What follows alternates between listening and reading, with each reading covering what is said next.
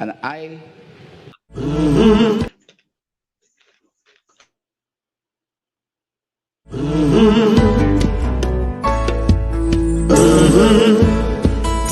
When the game gets rough and this life just seems so tough, make we talk, my people, make we talk. When this town becomes an ugly place, don't let it erase the smile from your face. Make we talk, people, make we talk. Conversation is the key, a guiding light for you and me. Spark a talk and you will see. Conflict solver A to Z. World leaders master the art of self-defense just by talk. So people, make we talk. Hey, we're living in a world that on ourselves we must depend. Make we talk, people. Good evening, everyone. Welcome to a special edition of Make We Talk.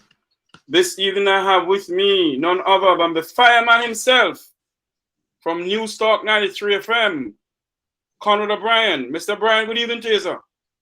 Hey, Jeff. How you doing, man? Thanks for having me, and greetings to your worldwide audience. So if they're not on it yet, I'm sure they'll be jumping on in a minute. It's a pleasure. Long time haven't been in the space, sir. Yes, man. Yes, man. Conrad, for people who are just coming on now, tell them who Conrad O'Brien is. Where do you work and so forth? Okay, fine. All right, well, Conrad O'Brien, essentially, I have a range of training, but I'll just stick to what I do now. I'm a broadcast journalist, talk show host, and News Talk 93 FM. I come on Mondays and Tuesdays from 9 until 12 noon. And I am, of course, as Jeffrey said, they dubbed me as the fireman, and indeed, I pride myself as one who speaks truth to power. That's it in a nutshell. Yes, Conrad. Based on the whole ship banger going on in our beloved country, the land of wood and water. The recent salary increase, and now the Prime Minister is saying the whole thing when they come on to the digital currency, he's saying that, you know, he did not. In other words, what he's basically, he did not say anything like that. And there's a new song out, Eli. I tell you, it's not a new song. As a matter of fact, I'll give you the genesis of that. Because sometimes, Jeffrey, you have some people who toil very hard in the vineyard and they don't really get the credit that they deserve. There is a gentleman here from Spanish Town, by the name of Altamont Marsh. We call him Marsh, right? Yes. He's a staple on my program and others. They probably would have called you as well too. And Marsh, basically, when Bruce Golding was Prime Minister, he came up with this with the slogan Eli. At that time, Portia was opposition leader. And the party basically adopted that slogan through Lambert Brown and so on, and they basically made that song. And to date, Marsh have not been given the credit. I think I'm probably the only one who really tried to give him the credit for it, because sometimes, you know, we have to basically know the genesis. Because everybody wants to feel like somebody. The late great Martin Luther King said that, listen, even those who act as if they don't want any praise, they are happy in a way when you recognize them. So I'm recognizing Altamont Marsh this evening, for the conceptualizer of that Eli. But what happened now, Jeffrey? It comes in quite nicely right now, especially with the whole, backing away by the Prime Minister and wanting to refer to the opposition leader and by extension Jamaicans as being stupid while asked the question. But let us sort of pin down some things, Jeff, and contextualize. So you started out with the salary thing, the vulgar, as I describe it, vulgar and disgraceful salary increase for politicians. And we must put it also in context as we speak, because this latest round of salary increase, it is, well, salary increase generally, it's in the gift of the government.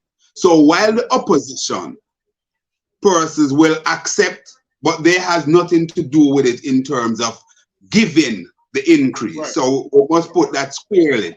Although some persons believe that initially they handle it a little bit untidy, later in the day they really mop up the blood, so to speak, off the floor and put out a definitive position. As a matter of fact, as recent as last night or this morning, I was watching a video where the General Secretary Dayton Campbell and the party leader Mark Golding, they were doubling down on their position and saying that it should be definitely rolled back and it should be rejected.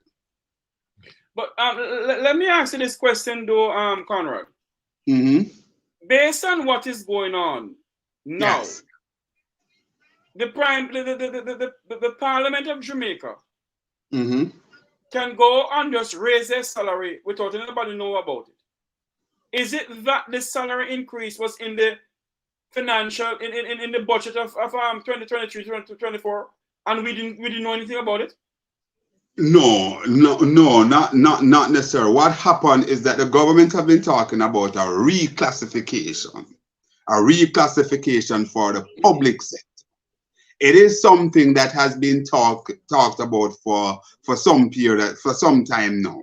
However, because of the situation with the meltdown in the economy, the fact that we had to basically, after the PNP took office, they had to basically go back into this negotiation with the IMF and so on. So they had to ask the public sector workers to hold strain.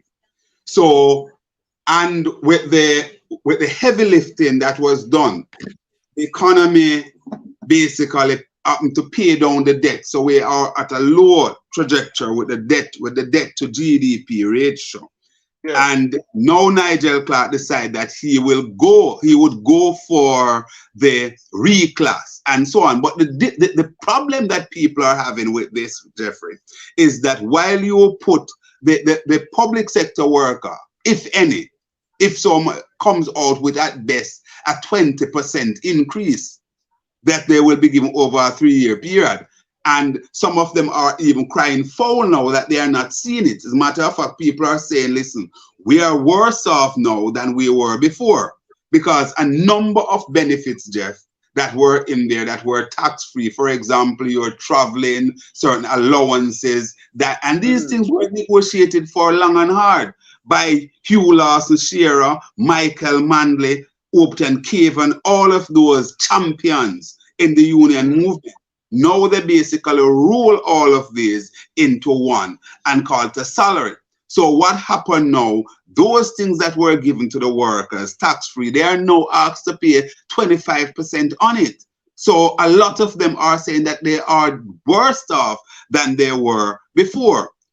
One of the arguments that the government using now to justify is that, listen, your salary, overall salary, will be used to calculate your pension. But people are saying, but listen, we have to live now. We have the bills to pay now. So we don't want to be worse off now than we were before. But go ahead, Jeff. But Conrad, I understand what you're saying. But Jamaicans are saying now that at this time, this particular time right now, how can the government be increasing their salary, parliamentarian salary? And we have a GG who doesn't do anything, one cut ribbon and go around and name according to what I always say. And if we are planning to move away from the monarch, why are we raising his salary? Well, that's exactly where I was going, Jeffrey. Where I was making that point, because while people, the problem that people are having, you raise the rank and file police officer, the nurses, the teachers by, say, at best 20%. That's the majority, the bulk. As a matter of fact, I had the JTA president on my program on Monday, and she was saying that the majority of teachers are at best at $201,000 for their monthly salary, right? And when you look at what is happening in Jamaica, Jeffrey, $201,000 is a paltry sum, and we have persons Chicken who feed. are below. It's chicken feed. There you go. And the politician, the government, headed by Prime Minister Holness and his Finance Minister Nigel Clark, went ahead and raised their salary by almost 300%. The GG, as you're saying, as you said, for doing nothing, is sitting pretty at $34 million per month. And I'm going to say this to our viewers and listeners, Jeffrey. To add insult to injury, do you know that is tax-free? The GG salary is tax-free, I gather. He doesn't pay taxes. That's what I was told. So in other words, and if that is not showing overall, Jeff, that wickedness increased, then I don't know what is showing it. But look at it. Look at this, the Conrad. How on earth can we have a GG? Yes. From the monarch, and we're paying him. It costs Jamaican taxpayers $424 million a year. That's $1 million a day. Yes. If I'm taking this correctly. To upkeep the GG's house. And one Jamaican who dead for hunger go pick a ackee off a tree. And I lock him up. Yes, that is Jamaica for you, my friend. Then look at it this way. Even if we go to Republic, is it going to cost us the same amount of money to have a ceremonial president in King's House, you know? I think so. I think so, Jeffrey, and maybe more too. You never know, because here what happened. This is the sad state of affairs, Jeffrey, and this is where now Jamaicans must get up off their laurels and participate. Exactly. And participate in the process, Jeffrey, because I cannot see in 2023, we're talking about constitutional reform and we're tinkering at the edge and talking about a ceremonial president. It is just not on, in my humble opinion, in my book. We need to basically, Jeffrey, move to an executive president, and the people of Jamaica is allowed to vote for that president. And what you would have, Jeff, you would have one executive person, because what you have now, you have a non-executive person who is the head of state, the GG, and the similar thing will happen when you move to a titular head as a governor general. That means a non-executive president. Right. That's what you'll have. So you will still be paying two persons at the helm. The only thing that will happen there, Jeffrey, it will be the change in name from the governor general to the president. And we will not be swearing to allegiance to the king anymore. That's all that will take place. But nothing else. But Conrad, the question must be asked also, Conrad. You and I, you're a journalist. I am a semi-journalist. And the question must be asked, and we must say this: we cannot have a constitutional reform where majority of Jamaicans doesn't understand. I have never seen a copy of the Jamaican Constitution. So all those who are going to go around the constitutional reform, I personally think that they need to have dialogue and constitutional reform meetings within the inner city. That Jamaicans within the inner city can understand, and in rural area can understand what a constitution means. Absolutely, Jeffrey, and that's why I'm saying that it is so sad that one can understand back in the day when Norman and Buster, would have gone to England and basically eke out that and so on and come up with that. But at a time when our people are much more mature, the education quotient of our people much more now, we have universal access to secondary education and so on. We can question how the quality, but we definitely have that. And we have much more means and ways of educating our people.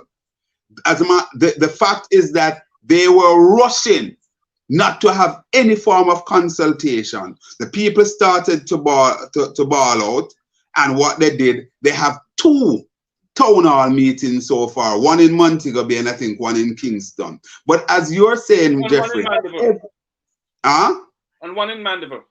Yeah, but every nook and cranny. As a matter of fact, I believe that every community center, every church hall should be made available for community people to participate in these discussions, and they all should be streamed. They all should be streamed on various platforms, and I go further, should be carried live on PBC. That's a public broadcasting channel. It does, because that's no, where I'm saying go ahead, sorry, go ahead. Yeah, I'm sorry, go ahead. It's stream on GIS and PBCJ, because that is where I get the feed from to send it out to my people who watch this, and also to Jam Talk Vibes Radio. Yes. They do that. But the fact of the matter is, they use some highfalutin words of democratical and photocratical, and my name was bad one sometime too. Because the fact of the matter, some of the Jamaican people don't understand these flimplapical and minticlatical and arcanatical. Speak in layman terms. Jeff, the truth is that it is said, and this is communication 101, it is said that if you're in a room and you're talking for 24 hours, and you believe that you made a good presentation, but at the end of the day, nobody understands what you said, then you have not communicated. So I agree with you. We must have simple layman language. We understand that there are some legalese, some term that you would use, but all these terms can be broken down in regular jargon, regular terms. So we have to find a way to do that. And what I was saying, Jeff, I understand that that what they had so far is carried. But I was saying that, we need to have this expansion and to ensure that whichever community they're in and however many they are broadcast in the similar fashion. Let us welcome our good friend, Michael Williams from the National Democratic Movement. He's the chairman for the NDM. Michael, hi, welcome Michael. to Thank you very much, man. Hello, Conrad. Everything is good? Hi, Mikey. I'm fine, man. Cool. Long time. Yeah, man. Very, very true. Mr. Williams, welcome again. Your views on the whole, salary increase and GG who just, with all due respect, go around and open and cut ribbon and go around and nyam. And me say to no sister and Mrs. O, go around and nyam. While people in our country need the food. Jeff, I know you're moderating, but sorry, Mikey. Since we were on the constitutional thing, right. let Mike weigh in on that first, and then we'll segue into. Yes. Yeah, Michael, Mr. Williams, your views on the whole constitution reform. Majority of Jamaicans don't understand one single thing about a constitution. They have never seen it. When I was going to when I was going to school, I've never seen the constitution being presented to school to me. Well, I had people who was in politics who, that's how I get to know about the constitution itself. Yeah, the Jamaican Constitution was written by lawyers, for lawyers, not for the Jamaican people, right? And from 1962, what the people of Jamaica need to understand is that the Constitution of Jamaica in 1962 transfer the sovereignty of the Queen, the Queen at the time, to the people of to the Parliament of Jamaica. Mm-hmm. That is what it did. Mm-hmm. And we in the NDM has put out a complete list of proposals. We have it in black and white that you can read to if you want. But the main aspect of this, it is a hybrid system between the British system that we inherited and some aspects of the American system. We don't want nothing more than an active elected president. So we don't want two people. We don't want a Gigi who is earning $35 million a year. Tax free. All the salaries coming from Parliament is tax free. That is what you need to understand. The parliamentarians give themselves some wicked advantages over the rest of people of Jamaica. But that is another story. Basically, what we have going now in Jamaica is a sham.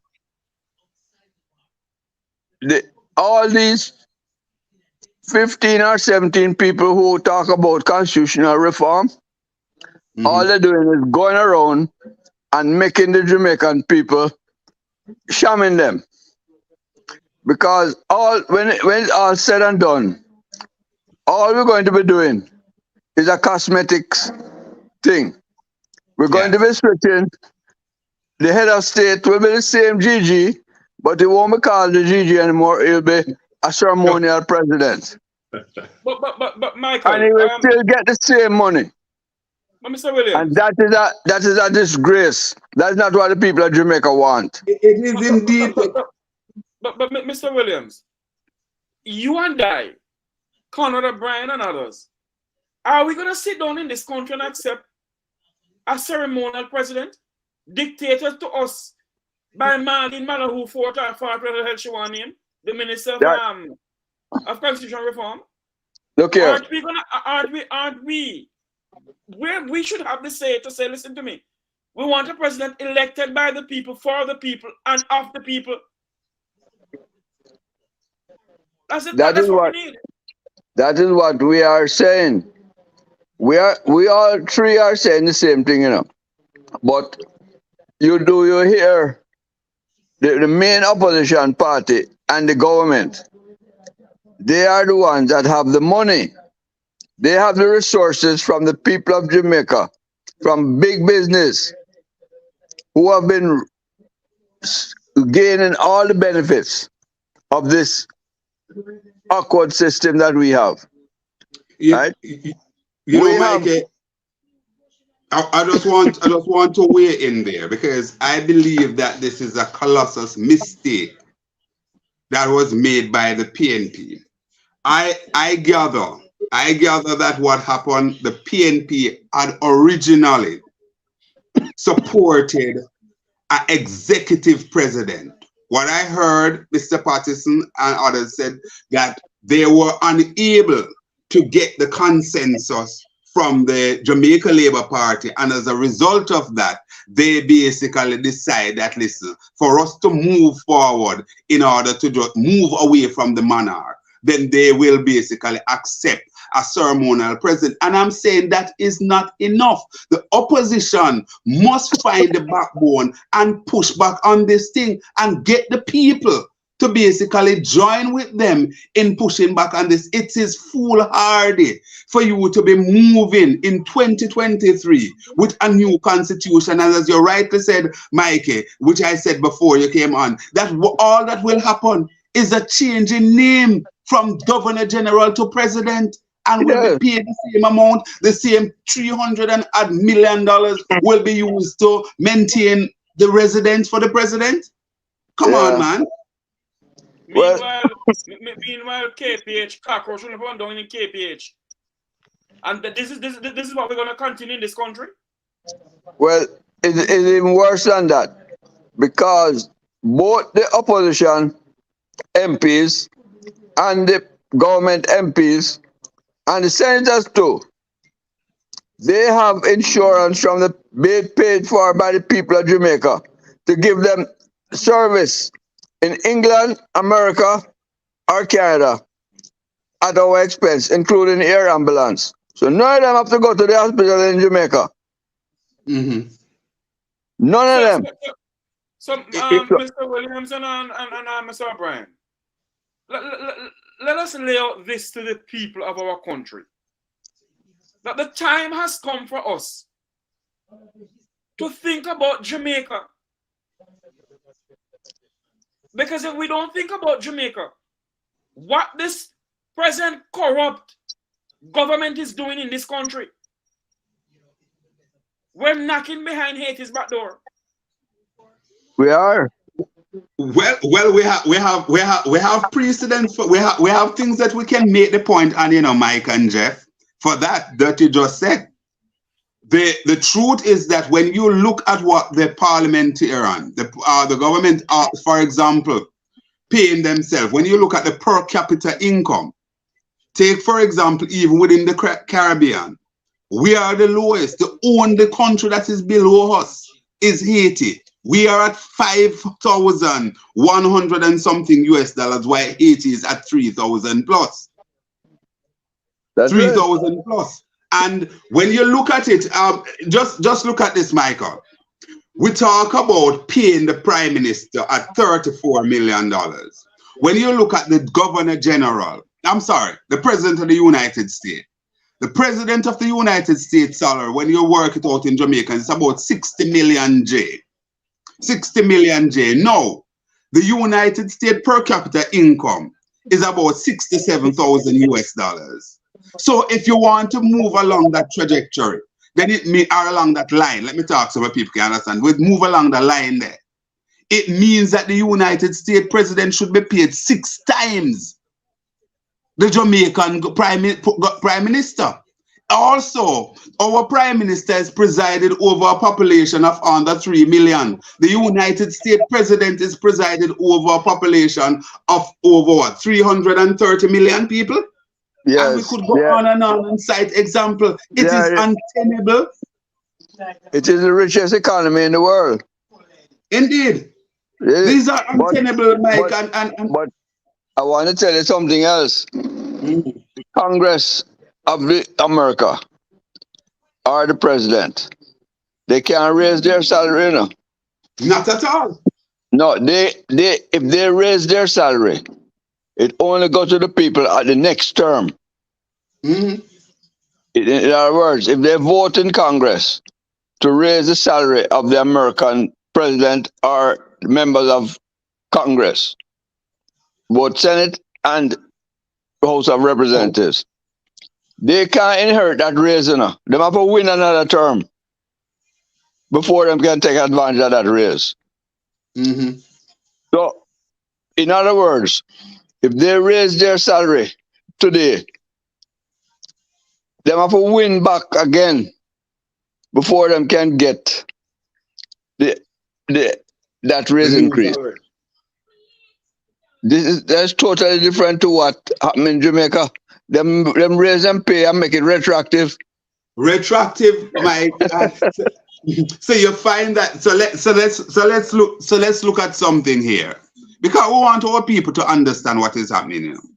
Take for example, a minister was earning what, say $6 million before? Yes. And then within the first tranche, his salary now go up to almost 19 million. Yes, what he will have to be paid in that first year of the retroactive, Jeff, is the difference of the $6 million, the 19, the difference of 6 and 19 million. So that's what 16 and 9, what, that's 13? That's about $13 million for that first year. Differently. So you find that a minister could be going home with about 25, 30 odd million dollars based on this increase. The MPs could be going home with about anywhere between 18 to 20 million. But Councillors will be going home with close to 5 million based on the risk activity. But gentlemen, no, Conrad, yes, and Jeff, the average Jamaican person, the average, not even the average, is only 20% of the population can understand what we are talking about, you know. Because the statistics from the high school that the government is hiding.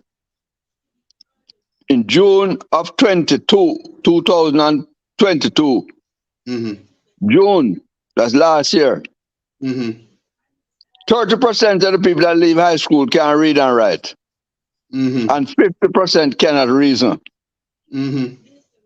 So even when you tell them these things, them don't understand the gravity of it.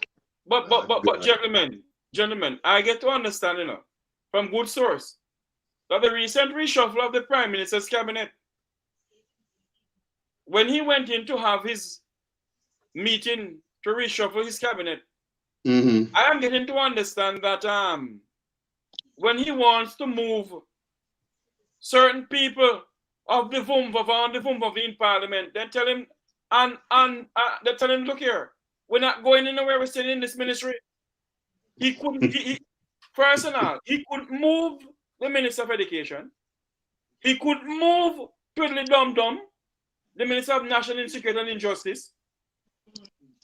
He could move the man who go around and call Jamaican people trink and drunkro and dogfly. He could move them. So his poor Pernell Junior him have strength for. He looks so. No, Pernell Junior had to be moved. Why, Mikey? The man is a disaster in any ministry him go to. Oh, Jesus. One reason. Him is lazy. But he do a lot of job owning. Well, that's right. A lot of talk, but no action. Gentlemen, let's go back. No, but on a very serious note, we must we must say, listen up. In the present reshuffling our revamping of our constitution, it must be put in the constitution that one, parliamentarians cannot raise their salary just like that.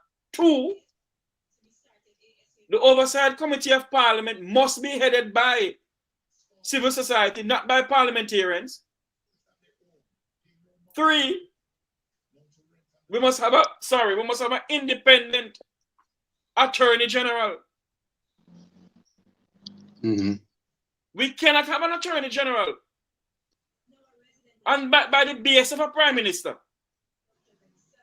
And we cannot have a prime minister under our new constitution who would believe that he can just call state of public emergency, continue infringing the fundamental rights of the Jamaican people, and get away with it. We must demand a constitution of the people, for the people, and by the people. And that's what I'm saying tonight. The Jamaican people must have a say in the revamping of this new constitution. And the Prime Minister mustn't push down the constitution down our throat. Like I push down needs down the people's throat. And tell the people of this country be a lie. That's when I call him Eli.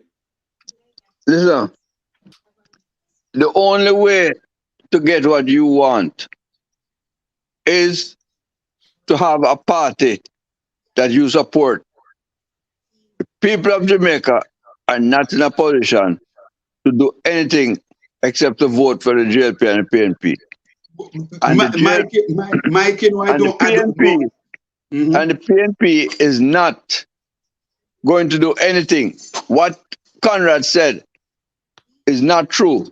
PJ Patterson shelved the the getting rid of the president because he wanted to tie it into the Caribbean Court of Justice, and the JP said no. That is the reason why it was shelved. That is not my understanding, and I heard. Well, I am telling you the truth.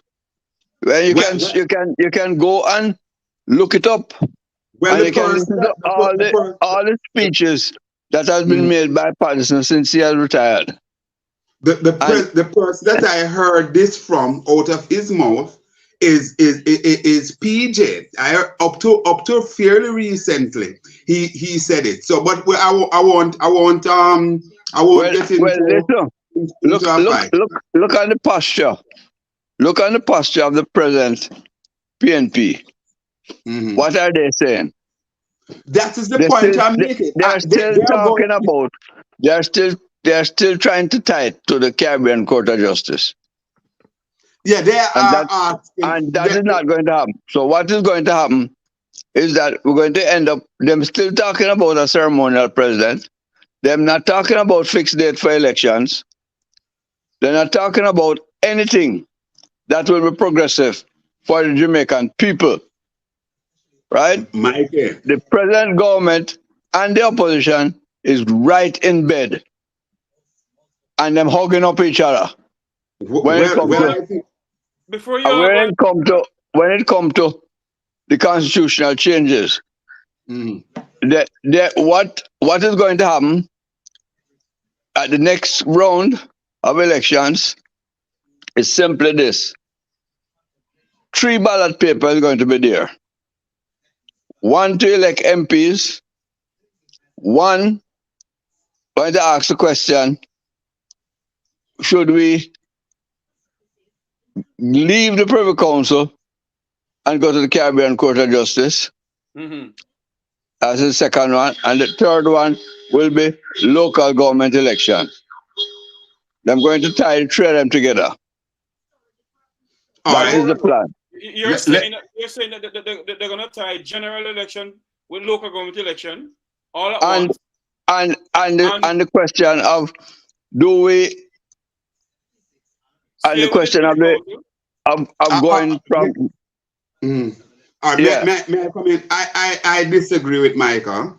I don't believe that the local government and the general election will be held at the same time. I don't think we reach there. I don't think we're going to go to that point. As it relates to the Caribbean Court of Justice, I believe in truth and in fact that if we're moving away from the monarch, there is no way that we should be staying with the Privy Council. We should move away with that. So I have no issue. If we are clearing the vestiges of colonialism, then we must basically go the full hog. And that is why I am sticking to the point to say, listen, we should not be even thinking about a non-executive president. We should go straight for executive president. It will benefit in so many ways. First of all, we are going to get rid of that $400 million that we pay for to maintain King's House. Right? That's what you think. We also will get rid of that $35 million salary. And remember that there are other trappings that go along with the 35 million. So we'll get rid of those things. And I also disagree with Michael that the people cannot do nothing. I think that is one of the things that has been plaguing us and bugging us for too long. We believe that the people cannot do nothing, and we, who are supposed to be helping to shape this thing, we buy into it. There is nothing more that politicians is afraid of than numbers. The people of Jamaica need to get up off their backside and get active. Wherever you leave your democracy alone, it's a recipe for disaster. Look in the United States. Look at their millennials. Look at their Gen Z. Look at how active they are in certain things. What our Gen Z, what our millennials are doing. What the university students are doing. In my time as a youngster, When you talk about university, you talk about sixth formers, you talk about all the tertiary institutions. They were the group that were locked into this, and basically there. Now it coming like all a man want to do. You drive one car and then you get one house and you go lock up in there and thing like that, in a business with nothing. It can't work. You know something, Well, and Conrad. Yeah. We sit down in what you just said a while is the truth, you know. In no other modern democracy, parliamentarians can raise their salary. Nowhere. Very few people take to the streets. Nowhere in the world this could happen. And you have such, you know, Mike, I am probably one of the voice, or if not the only voice on mainstream radio who talk them way, you know. The truth is that we have basically, I don't know, somebody was saying to me the other day, is it that the people of Jamaica just become battle weary? The most docile set of people in the world within recent time is the Jamaican people. I'm not saying that we need to go cut down all the trees and do all sort of nonsense and go burn tire in a road. We have ways and means of showing strength.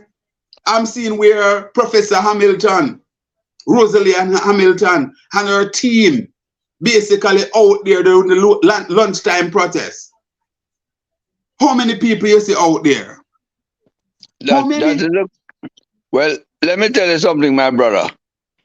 When you were in diapers out of Black Road in Jamaica, and where it get me? Lord God. But Michael, you know, we doomed. We're doomed, right? No. The question was asked ourselves, Michael and Conrad. Is Jamaica becoming a banana state? Yes. What? I don't know. I am shocked. There's a video going around right now, and Jamaica is number 6 of 15 countries that is run by the mafia. Mighty God. 6 of 15 countries, right? That is being run by gangs. But let me you want to tell me that I've been preaching about the 2 gangs in Jamaica, One Order and Klansman, and their close association to the GLP and the PNP. And I've been preaching about the gang that is run in South St. Andrew and the gang that is run in West Central St. Andrew. The 2 gangs have 2 MPs. One is the Prime Minister and one is the leader of the opposition. Oh my. Now, you want to tell me that those 2 gangs, what the police force is doing right now is going after all the gang that is covered in Klansman. And when I asked the Commissioner of Police on radio, national radio, what happened to Klansman? The Deputy Prime Commissioner of Police answered and tell me. What happened to One Order? What happened to One Order? Mm-hmm. The Deputy Commissioner tell me, Fitz Bailey, yes, that One Order nothing to not know because them government is in power. You know, Mike, if I Mike, when I tell the average person that, I ask them what Deputy Commissioner said. What you get to mean when them parties in power? What it mean? I remember that interview like yesterday, Michael. I remember what it means. Yesterday. What it means is that the One Order is getting part of the consolidated fund, so them don't have to fight nothing. That is what it means. They might eat legitimate food. Food. But let me ask you something, Mike. Let me throw this in a spoke in the wheel right here. Mikey, when you have a prime minister, whoever the prime minister is, it happened to be my Andrew Michael Brogard Rodham Holness now. Oh, But hold on here, Conrad. Hold on. How much name you have? yeah, man. No, man, I have three names.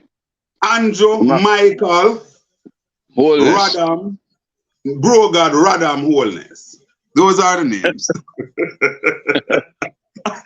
But Mikey, when you have that situation, and I am not taking any set on the Prime Minister, I'm just asking the question, and he can basically mull it through in his own mind.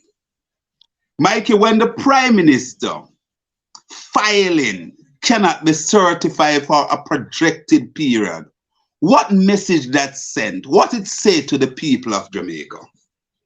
You know, I'm glad you mentioned that, because the Corruption Commission, right, is under fire by certain people in certain media.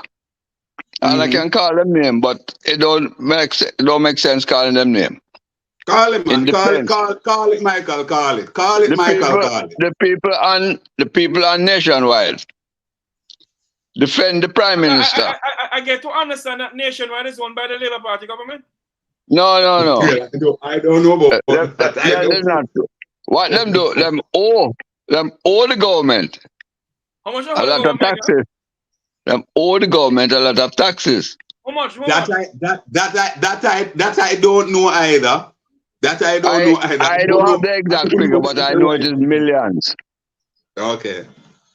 I can't give you the exact figure, but I know it's millions. So hold on here. So that is why the government is putting so much ad on the station to bail them out? No, that too. But they have taken a good line that is slightly pro-government. They are the most pro-government station on the air right now. But the point I want to make to you, the bigger point about the Prime Minister, is that one of the reasons why they cannot certify is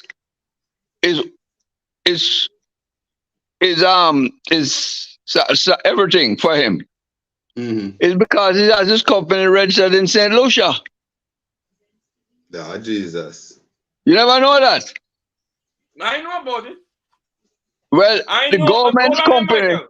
Michael, I know that a certain politician went to somewhere in Mexico and collect how much $1 million. Jeffrey shut him out. Gentlemen, I am disassociating myself from those comments. I know nothing of such of the sort. All right, you don't know that the Prime Minister's companies are registered in St. Lucia. I understand that the Prime Minister has a company. I don't know if it's still active. A company that's called ADMAT. That is the company. It is very active. All his businesses go through that company. Well, that is disgraceful and embarrassing. Well, a lawyer. I challenge a lawyer on CVM on public radio, and the lawyer said it is perfectly legal, and I know it is legal because during Bunton and Golden, Proven is also registered in St. Lucia. That is owned by Mark Golden and Bunton. So it is legal, but it is immoral. And I said that on CVM radio. It is immoral for the Prime Minister of Jamaica and the leader of the opposition to have companies registered in St. Lucia because they don't want to pay tax in Jamaica. That is the reason. That's the only reason why they register their companies in St. Lucia, because St. Lucia is a tax-free area. But when the Prime Minister was asked the question last week after he had this briefing, yes, he said he don't know and him can't speak to it. So if the Prime Minister can't speak to it, the question was asked of him, why does it taxes. The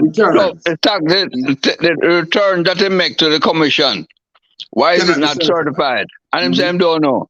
So tell me something now, Conrad. But that is just an answer. That is just an answer. Him fully well know. Him know that the figures that him put in there cannot be approved, can't be checked. by anybody because it's all in St. Lucia. So Michael, how we get how that is handled? Because what that would be saying, based on what you're saying, there would be a breach of the Jamaican scenario. Because whatever you want to say, the truth is that the opposition leader basically submitted his own. His own was basically signed off, and he showed his certificate to Jamaica. Yes. So what is happening? Well, the Prime Minister don't have the same lawyer that Golden have. That is clear.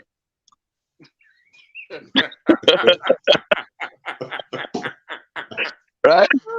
But I want to tell. I want to bring something else to your attention. You remember when the commission, the corruption commission, the Greg Christie commission. Yes. Anti-corruption. Yes. They filed something in Parliament, and then it had a big hullabaloo about the Prime Minister and them taxes. Right. Yeah. Well, that is the only way that Greg Christie could get the information to the public, you know. And everybody from the GLP side and the PNP side too come down for Greg Christie. No, man. Only the chairman of the commission, a man with them can't mess with, named Panton, right? Ex-president of the Court of Appeal, a man who know him law. That's Justice Seymour Panton? Not Seymour. It's Seymour, right? Yeah, man, Justice Seymour Panton. Yeah, same one. He because he's chairman of the commission, right? Him come to the defense of Greg Christie, right? And everything kind of cooled down now. But that's if he hadn't done, if Greg Christie and his commissioners hadn't done it the way that them do it, we wouldn't know that the Prime Minister was in breach for so much years. So Michael, let me ask you something. I put something to you because you're a politician. You're a politician, right? You had an early antecedent with the JLP, then you moved to the NDM. Yes. What is the state of early antecedents with the PNP too? Okay, I joined the PNP before I joined the JLP. Fine. And they were very disappointing to me, very early. I joined the JLP and they were disappointing too. Well, and then you moved and the NDM is disappointing to me too because the NDM won't go on the street. It's a question I want to put to my friend, our friend Mike. Nothing embarrassed. I'm just saying that, Jeff. Why is it? Sorry, Mike. Why is it the people of Jamaica continue to turn their backs on a third party? The strongest third party that I have seen in my lifetime was the NDM, and it petered out to virtually nothing. I mean, when you come now and talk and you even use those three letters, people start laughing and say, what Michael talk about? ND what? What is happening? Why have you guys not able to really kindle any kind of fire? Because I will tell you, in my opinion, the people of Jamaica not responding to news release and talk on radio. You have to go on the street. You have to go to every parish capital. I have to turn up with your loudspeaker in your mouth and talk to the people and reason with them in language that them can understand. Agreed. None of the leaders of the NDM want to do that. So from Golden to Hassan Bennett to 1,000. No, before 1,000 was gentleman that died. The gentleman that died. And then 1,000. None of them. All of them want to do is sit down on them in them living room and put out a new release, and that is it. All right, gentlemen, let us go back to the whole thing with the Prime Minister refusing because somebody in the chat room was saying to me that, you know, we need to go back to that, and it's the truth. We need to figure out, and maybe you all can tell me, has the Prime Minister breached the Constitution of the land? Why is it that he can't say how much he worth? Does he worth $1 billion? Does he worth $500 million? A study was done by a group in the Caribbean, and them named the richest politicians, Mm. and them used the whole Caribbean, English-speaking Caribbean. Yes. It is on YouTube. You haven't seen it. Paul Well is the richest politician in the Caribbean, and I see that, second to Holness. But Paul is what, worth 50 million US dollar, and Holness is worth 45 million US dollar. Hold on there, gentlemen. I remember Mr. Paul will dispute that on a program with Wilfred Radigan, myself, Wayne Lonesome. Yes. And I think Conrad was there too. Yes, and that's a point I wanted to make. I want to say, you see, I really don't give that credence because them figure when me sit there, some of our politicians basically have much more money than that. And some of them really not in the league. A lot of people, you have to get the bona fide of these things, where it come, because a lot of things are out there, and we have to be careful how we discredit the politicians them sometimes. Granted, you know, I am not carrying any brief for any of them because they must put under the gun. Well, not under the gun. Gun is the wrong word. They must put under the microscope. However, my thing is this: why is it the Prime Minister returns cannot be certified by the body that is constitutionally set up so to do? And when the Prime Minister was asked the question, he said he cannot speak either. He doesn't know either. So where that put us? And now, Jeffrey, it dovetails nicely into your question. Is this a constitutional matter?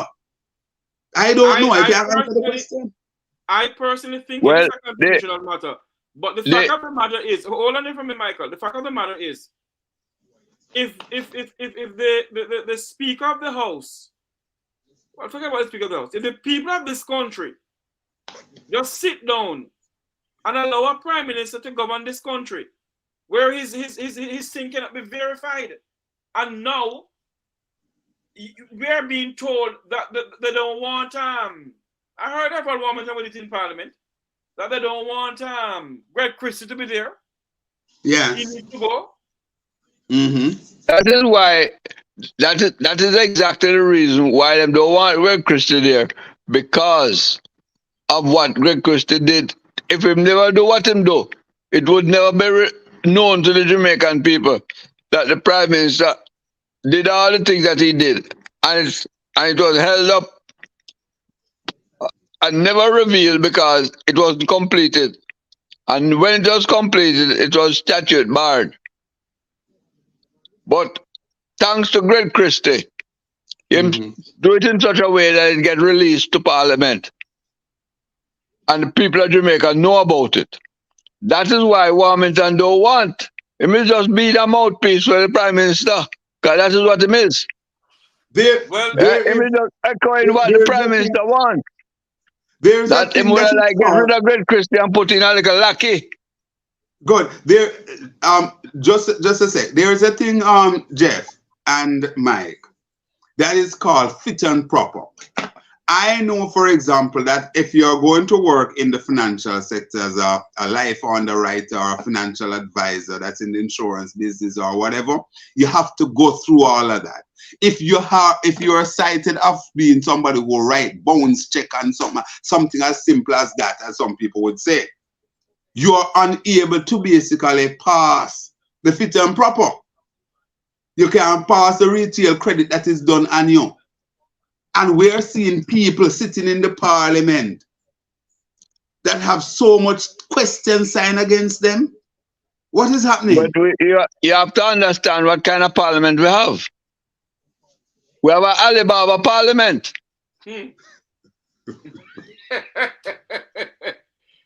So So hold on then, Michael. Is it Alibaba the fatty thief? That is correct. Listen, I can't imagine what try to call it. I can't imagine. I've been talking about the Alibaba parliamentary system for a long time. I've done it on CVM. I've done it here. I've done it in many places. Yes, right? I know. It just And remind me. the only reason why I use Alibaba is Alibaba at 40, but it's 63 in Parliament.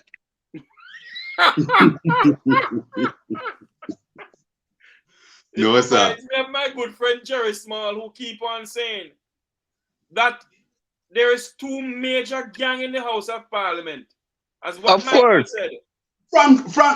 Frankly speaking, I am not as I am not going to do that. I believe that on both sides of the aisle, you have decent men and women in the parliament. I am not prepared to go down the road and describe them as Alibaba and the 62 thieves or whatever. No, don't use that. I've never used that. I say Alibaba is 40. Yes. And there's a reason why I use Alibaba and 40. Because them have to find out amongst themselves before them sue anybody which 40 are talking about.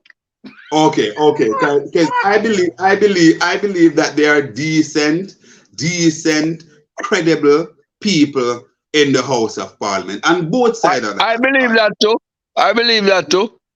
But like everybody else, those people are silent. Did you know that the police force, there are some very decent policemen in the police force, but you also have one and Klansman in the police force. Yes. Well, there you go. I believe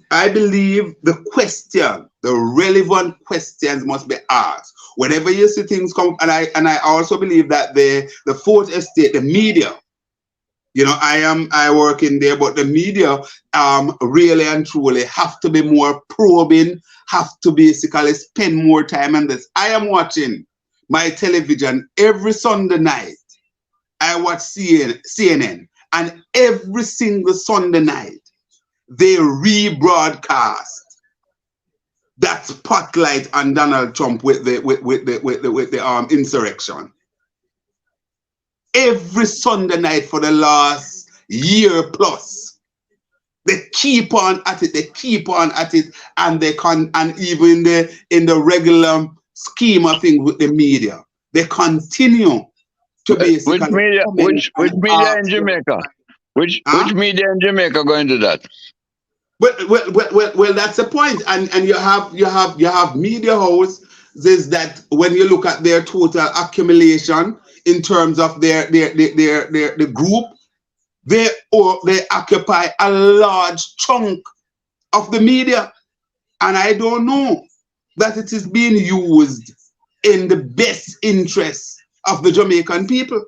Granted, we know that it's a small society and you probably have to be careful how you talk, because at the end of the day, you're looking the advertising revenue. So, I don't know. Sometimes I can say it. And that is why no government, until they put a stop to social media in Jamaica, no government can buy this a boy out. None. No PNP, no JLP, no UCIE, no NDM can buy this a boy out. The time has come for us in this country to call a spade a spade. And if we have mainstream media that cannot speak have investigative journalism to speak about what is going on in the country, then something's wrong with us. The country is gone. Well, I believe that the Integrity Commission, right, is doing the best job they can do. They went to Parliament recently, and they asked Parliament to change one of the laws that gag them While they are doing an investigation, they cannot make any announcement about it. And both sides of the house, both PNP and GLP, block it. Yes. As a matter of fact, I certainly don't agree with it. It was blocked by the PNP more vigorously than it was blocked by the GLP. Oh, yes? Yes. Julian Robinson was very, very adamant. Well, I can tell you this. I saw it. Yes, I can tell you this. For me, I believe that the commission should be allowed to give regular updates on what is taking place. Of course. That is my view. That is my view. And that is why the 7-year investigation into wholeness couldn't come to light. And when it comes to light, the legal officer at Integrity Commission said it is statute barred. So he couldn't do nothing about it. And that is why it was tabled in Parliament. And the day after, the letter was written to say that the statute barred. But nobody. Hold on there, Conrad. Nobody. But let me just finish the point. Nobody read what the report said. All of them do is jump down on Greg Christie and say, "Why release it?" And you know it's statute barred. But nobody read the document of the report to say how much irregularities Holness had committed while he's at the Ministry of Education and during his term of office. But the question must be asked though. If they are putting a gag order against the Integrity Commission. Yes. Does it make any sense to have it then? Well, it serves a purpose. Well, even if it don't serve the full purpose of what we want, it still serves a purpose. But what we have to do, civil society have to do, is get everything exposed. You know that Holness went to Parliament with a bill to keep things hidden for 60 years. Yeah, I remember. And it was shut down. Yes. 60 years. When what do we do in Jamaica that have to be hidden for even 1 year? Yeah. You recall, Jeffrey? Yeah, I remember. I think that was one of the saddest days in Jamaica. No one. It's one of them. Hello.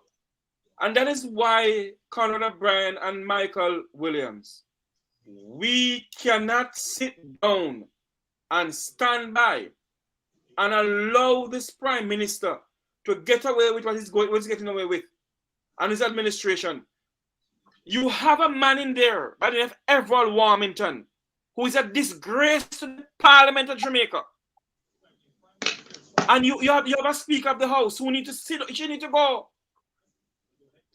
Needs to go. How on earth can you have Warmington calling a Jamaican citizen? Hold on here. Make a play. Because people think I lie. Jeffrey Tavares to tell. I can't find it and play it. Here? No. It's a government of Jamaica. Yes, what have you? You told the Parish Council. So I am following. No, you don't follow my tour. I'm a tour. This is a political tour. Right, and it's a government, so I want to know what is happening. Caretakers that recognize. Hold on. Caretakers that recognize something of Jamaica. I want to know what is happening. You hear me? Caretakers are not recognized in the Constitution of Jamaica. I don't know about caretaker. I'm a citizen of this country. Well, and I have interest in this. Keep your interest to yourself. No. And your yard. No. Don't come on my interest. Don't come on my tour. May I share my interest? I don't want to be here. I'm here with the member of Parliament. Enough. Well, I am here. You still concerned with me? I am here. You're not tour with concern with him. Tour with the mayor. I am here. All right, tour with the mayor. I am here. So wait, who invited you? Only drink coffee and fly when you invite you. Well, guess what? You know who you invite. So if you invite me as well, you invite me. Drink coffee and fly when you invite you. I don't know which concern with the caretakers, regardless of party. Regardless of party. I don't differentiate parties, you know. I don't know what you're talking about. I told him when I don't know what you're talking about, party minister. I'm a citizen of this no, country. I'm told him about Parliament. And I am If you following. need information, ask her. I will ask her when the time. Right. I don't know what comes from the here till then. So who's the councillor here? So you, I am the councillor here. I'm the MP aspirant that's fine. for this board. No worries. Right. I'm the MP aspirant for this board. Close your eyes then. What? Close your eyes. Who wants to make you Close your eyes if you don't want to see. Who wants to make you? Who call you? Now you think you I am here. Now tell me something now. Father, I stretch my hand to thee, not a help I have but you. If I did ever me, if ever Warmington, Mrs. Warmington, if it ever me any member of my family, you know, I can keep my mouth shut in the night. Yeah. But I have to The Warmington did the caretaker a favor because he put it on national news. I'm sure if all told me I go right in front of the camera and make them see my face good and proper. Yeah, man. Well, what happened? The truth is that the entire Jamaica and the world know about Shaka. However, Know about who? hold on there, Jeff. What happened? We are aware, because we are sensible people around here. We are aware that the Prime Minister cannot move a member of Parliament. However, the Prime Minister hire and fire ministers. And I'm saying that it is disgraceful, it is embarrassing that after, granted he had done it before, you know, he had done it before, but with this latest salvo from Everall Warmington, the Prime Minister had a shake-up or a shuffle or whatever of his cabinet recently. And the Prime Minister doubled down on Jamaica and retain Everall Warmington. That is to say, listen, you can go and chat. Because, gentlemen, it's embarrassing. The Prime Minister could never reshuffle the cabinet the way he wanted to reshuffle the cabinet. Warmington is saying not going nowhere. The lady who's in charge of education, so she not going nowhere either. God have mercy. So he couldn't do nothing. So tough that we're tough than it. Hold on there. When he came out for the press conference, he was here and drinking water every minute. Kind of becks like a bull. Yeah, it's the first I heard the Prime Minister stutter so much during a press conference. He was so upset because he could never tell the people who he employed. Warmington, a Fable Williams, and the lady who Rattigan Sue. So she not gonna wait either. Look here, do not, just like how we tend to dismiss the report of the Caribbean leaders and how much them salaries. Don't take that report that Chester Jackson write What report? as gospel. What report? Okay, you have to understand who Chester Jackson is. Which one of the report? Talking about? What you just remember, what you talk about, what you hear. It is something that's all over the internet written by Chester Jackson. Oh, you mean those persons who could not be removed? Listen to me. No, about the same thing about you, what you talk about the Prime Minister reshuffle. Yes, but no, oh, yeah, man. It's not Chester Jackson I got it from. Well, is him write it? But is him write it? Yes, but it's not. And anybody that write it can read it back to you. No. So hold on. Let me ask Michael something. You believe that the Prime Minister had a free hand to do what he could, and basically came out with the kind of shuffle that he has? Yes. You think that's what he wants? Because the Prime Minister is one of the most powerful men in the Labour Party right now. Well, he's the most powerful man in Jamaica. I'm a prime minister. Well, you're talking about him had been tied in the Labour Party. Him had Yes. not tied in the Labour Party. Him do exactly Why is what that him like that? want to do. So, Every so one of those, If he hold every on there, one of hold on those there. people, every one of those persons in the Labour Party is 100% loyal to the Prime Minister. Everyone. okay. None of them. Well, And what any the one of them news that that I is got not come from Chester. 100% loyal, him push them out already. Every one of them have a genuflect to him. So how come him not push out Chris and Chris did saying they like bright people around him? Chris has developed a very good rapport with the Jamaican people, and he is doing the best job he can in the Ministry of Health. Against the background of moving Cornwall Regional from 2 million to 14.1 and counting? You don't know the history of Conrad Regional. I do. Conrad Regional was built bad from the beginning. And the So 18.5 years under the PNP, they did nothing. I don't know about that. The Things whole was building is sick. The whole building is sick. but that's a side. That's a side.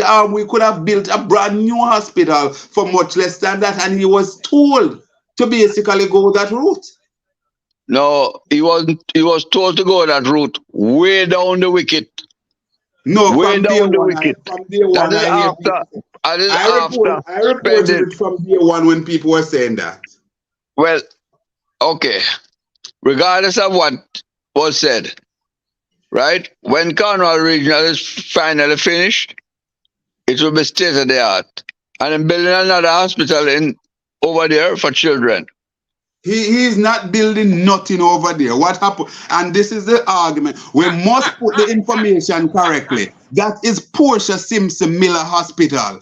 Portia was basically cussed out by Andrew Holness when she went to China and get that. And I'm watching them on it. The road that Portia Simpson Miller fight her backside off to get done out, so they name him half Eddie. I am watching this children's hospital down in Western Jamaica. You know that too, Michael? Andrew Holness told Portia Simpson Miller that she should have Zoom meetings when she went and get that hospital. Look here. Yes, anything that China give us, yes, them getting 10 times more. I don't care. I am saying that we must not embellish certain things and give Christopher no big argument like him whoever go build down the hospital, it don't matter to me.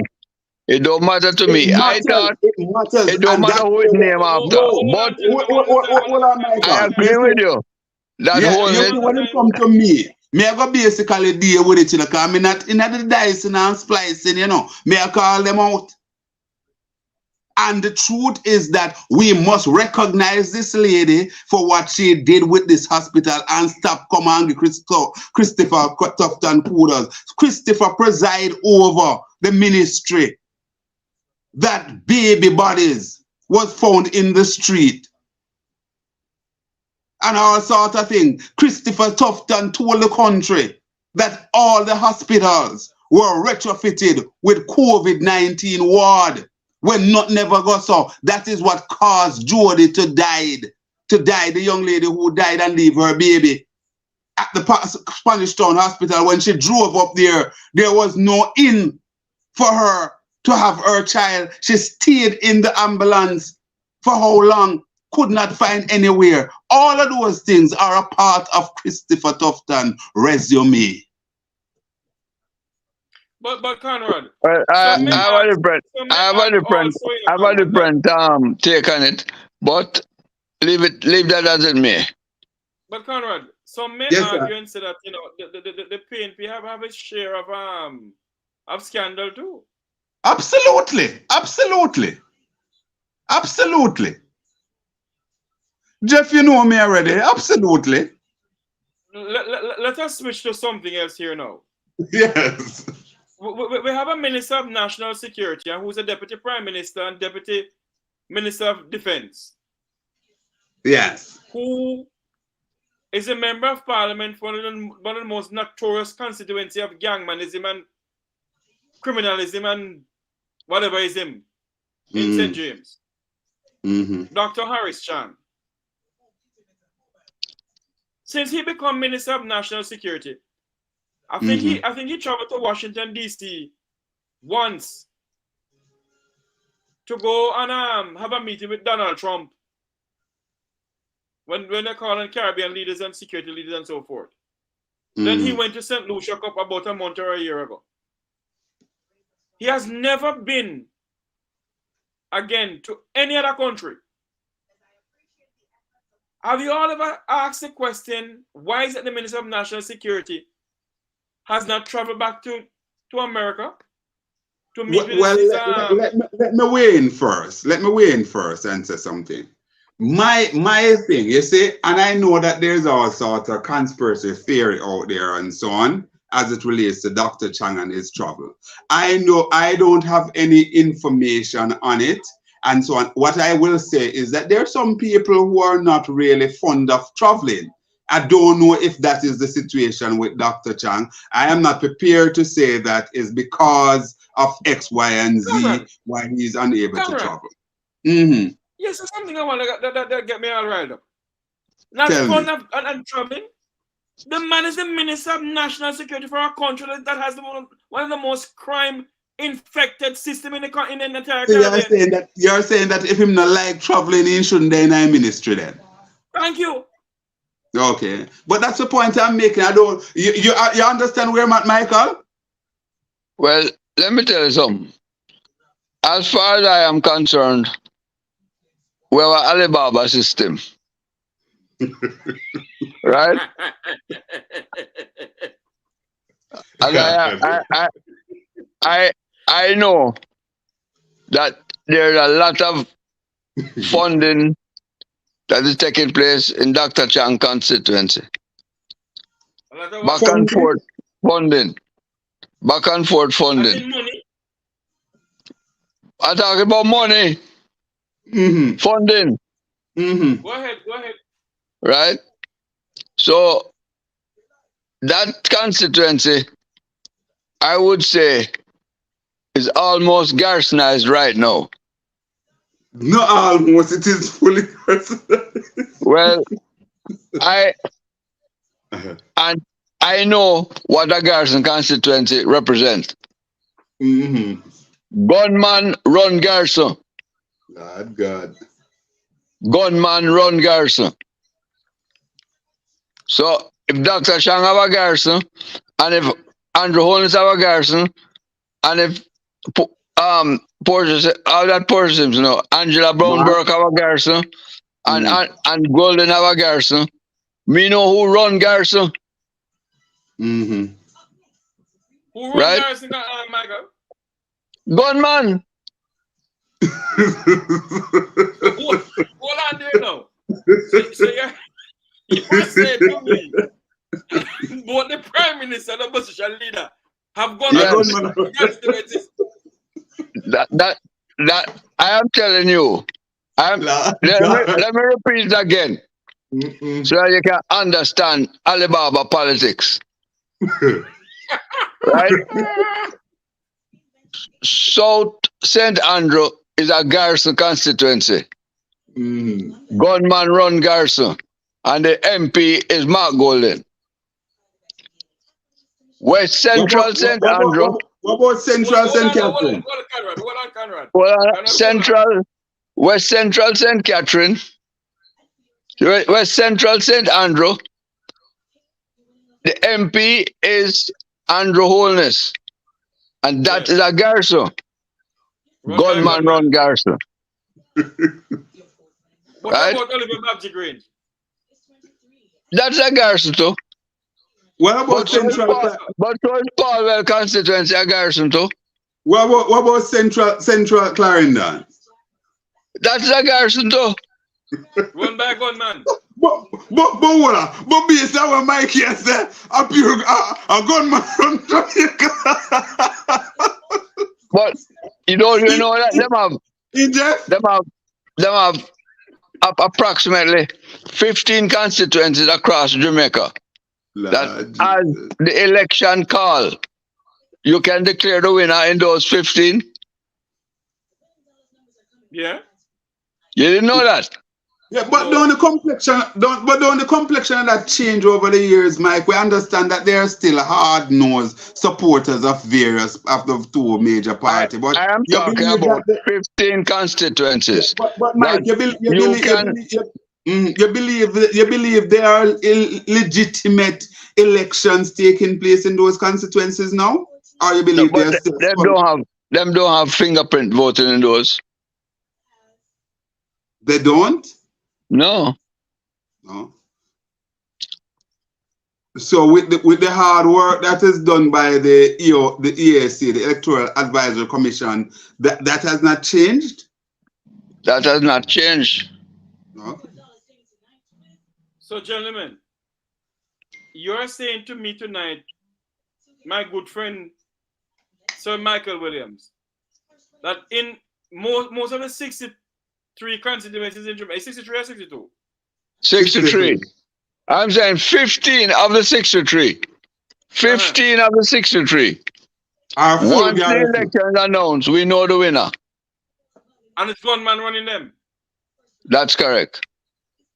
But you have other constituencies, Mikey, that you have very, very strong pockets of garrisons that are dubbed as uptown community constituency. Where Yeah. Mrs. Williams is favored, you have strong pockets of garrison there. You have Yes. strong pockets of garrison in Derrick Smith?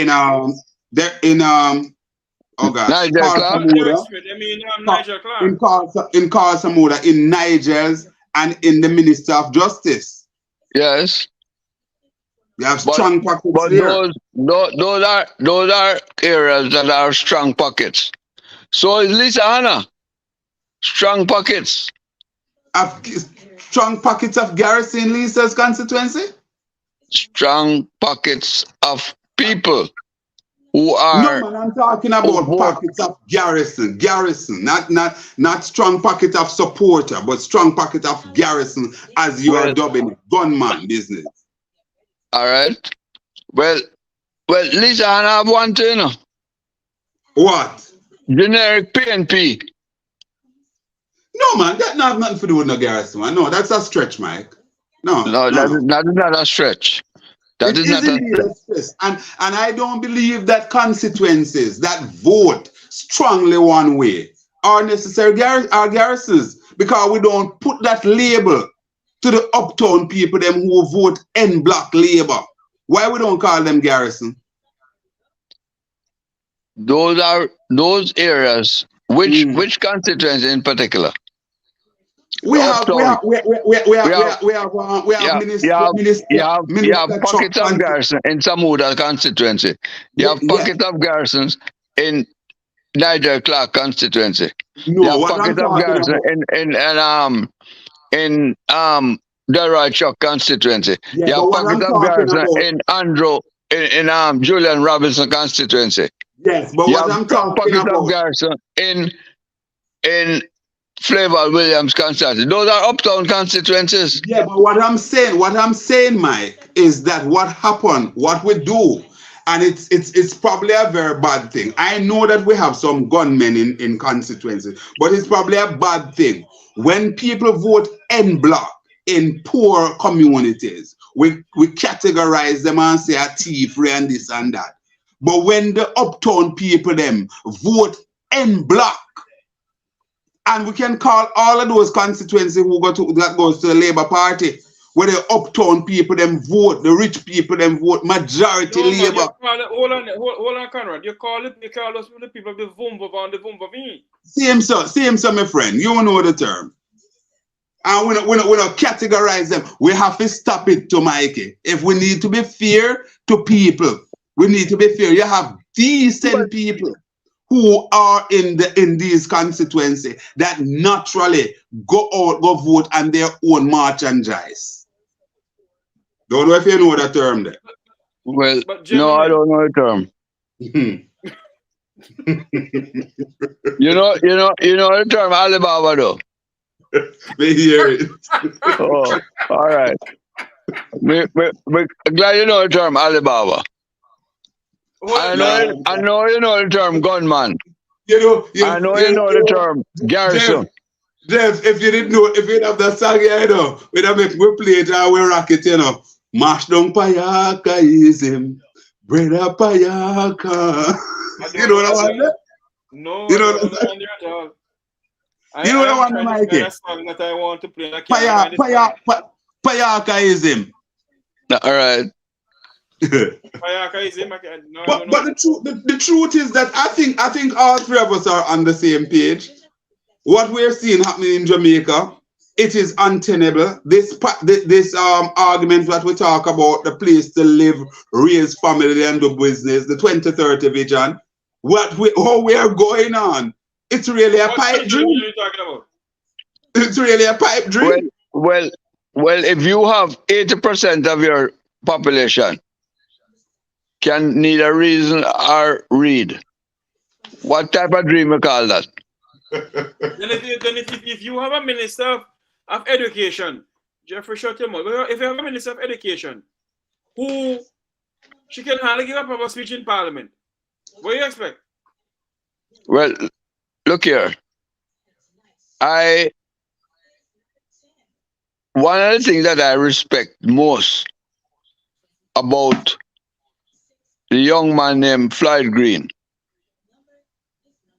is that when he went to the Minister of Education as junior minister, he was put in charge of early childhood education. And he moved, there are 2,400 early childhood education institutions in Jamaica. That is what I'm called basic school and infant school and all them things there. Some run by private and some run by public. And he moved the level of certification from under 50 when he took over in the ministry. That is when Andrew Holness became prime minister and he won him seat, the Floyd Green. He moved it from 50 to 154, and he would have moved it farther if he had stayed in that ministry. Well, it don't gone much more than 200 now, out of 2,000. Nobody in government from as far back as 1982 is looking to put early childhood education on the forefront of the curriculum. So you're saying everybody refused to put early child education as a compulsory. The compulsory education begin at 5.5. That is when the child learn everything about life already. And you expect the primary school teacher to teach that child to read and educate him. The tree can't bend again. What we heard, and you have to give him the benefit of the doubt because he have not gotten a turn at the wicket yet. We heard from Mark Golden that he said that will be his centerpiece. As a matter of fact, he said from 0 to 13 or something like that, it will be a different paradigm. And that is I have not heard Mark Golden say early childhood education is going to be compulsory. No, man, he said it, man. He said it over and over. No, sir. Find me a place where I'm said. Even at the last conference. Even at the last conference. Find me a place where I'm said and send it to me. I'm on WhatsApp at 9955912. Send it to me. Okay. Find me 9955912. That's my WhatsApp number. Find me where Mark Golden said Him is going to make early child education compulsory. Michael, when we finish, Jeff will basically give me your connection. Don't worry about it. All right, no problem. But I don't put it out already. I've had that number from 1984, so no matter how much people know it. No problem, man. No problem. We will get it. All right. Gentlemen, no problem. Okay. Any day you find that and send it to me, I will start praise Mark Golden. All right. Right? I I believe that early child education is the foundation for education in Jamaica. And any person that says I'm going to make early child education compulsory in school, I will support that person 100%. You mean you will rescind your NDM membership and go PNP? No. I'm not doing that. I'll support him. I'll support him. I will support the fact that him saying going to make early child education compulsory. Sir Jeff, what do you think about that? Listen to me. I don't walk with water in my mouth. Not even when you're water. Let's ask Michael this question. Michael, you're a Jamaican citizen. Although you're part of the National Democratic Movement. What is your views on the UIC? On what? The UIC. Well, the UIC took all of NDM policies. And I have no objection to that. Right? But UIC have some serious internal issues. Mm-hmm. The people in UIC, the majority of them, both Jamaica and overseas, believe that their leader is financially enriching himself. Yes, I've heard that argument too. But Michael, and there's a breakaway faction right now in the UIC. A strong breakaway faction. Hold on, Michael. What are you saying? That the UIC have? I am the only Dan in this part. You know, the rest are Donovans. Well, that is the argument of the breakaway faction, and they are very strong. They call themselves Up Jamaica. So Michael, so that breakaway faction, are they prepared to register as a separate entity? Yes, they are registering. They are registering. Have you ever tried to quote them to come and they're part of the NDM and what's their response? No, they have good connections with the NDM. Michael, since you're there, Jeff, let us interview Michael for a moment. You're the chairman of the NDM, Michael? Yes, I'm the chairman. You're the chairman. What's your present membership is like within the NDM? The membership of the NDM is almost in a coma. Mm-hmm. So it is on life support. It's on life support. So hold on here now. If the NDM is on life support and the UIC is in disarray because Joseph Patterson came on a program and I asked him the question, can you tell the people of Jamaica the name of your candidates for the next community election? You know what he told me and Wilfred Radigan? That we must join the party and then we become the candidates. In my joker. Yeah, tell the people of Jamaica what candidates he has. Well, I can't comment on that.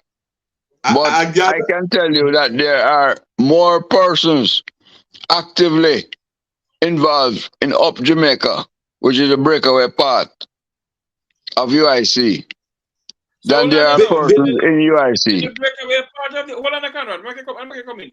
The breakaway part of the UIC is like the breakaway part of the People's National Party with Bunting.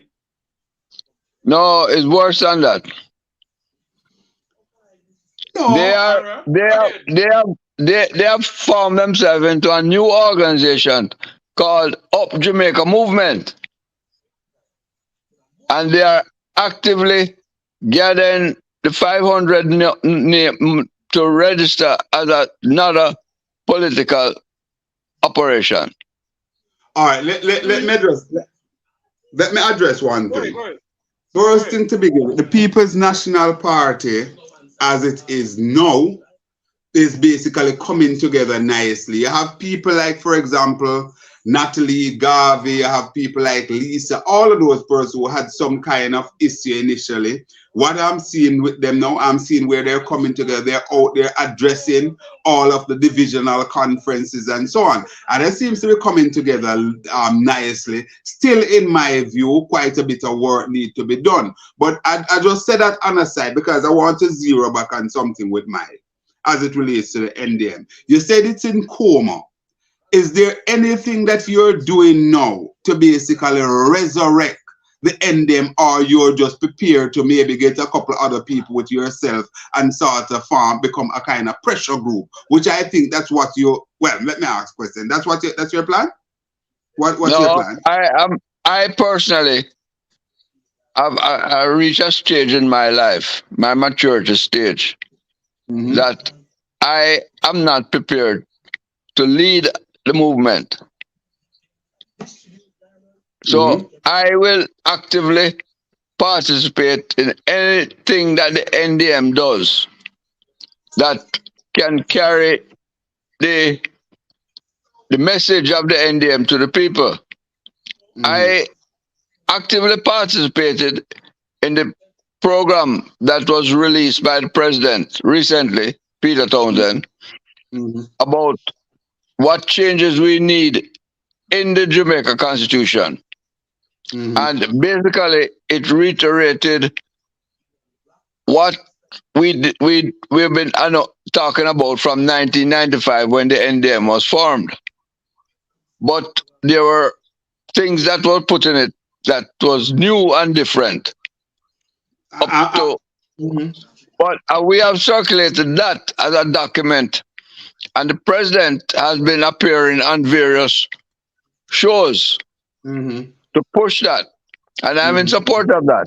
Yeah, but I'm also in support of the president and myself and others to go into every parish capital, 15 of them, including Portmore, and talk about these things. But there is a reluctance to do that. And in my opinion, until you go to the people, not through a press release, not through a radio program, go to the people and talk to them.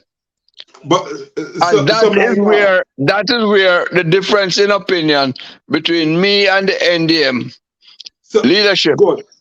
So Michael, as small as it is, as comatized as it is, there is a fraction within the NDM. Even now, because you are at one with one view, and the others are with another view. But let me put it. We are not at one. We are only in how we go to address the people. Okay.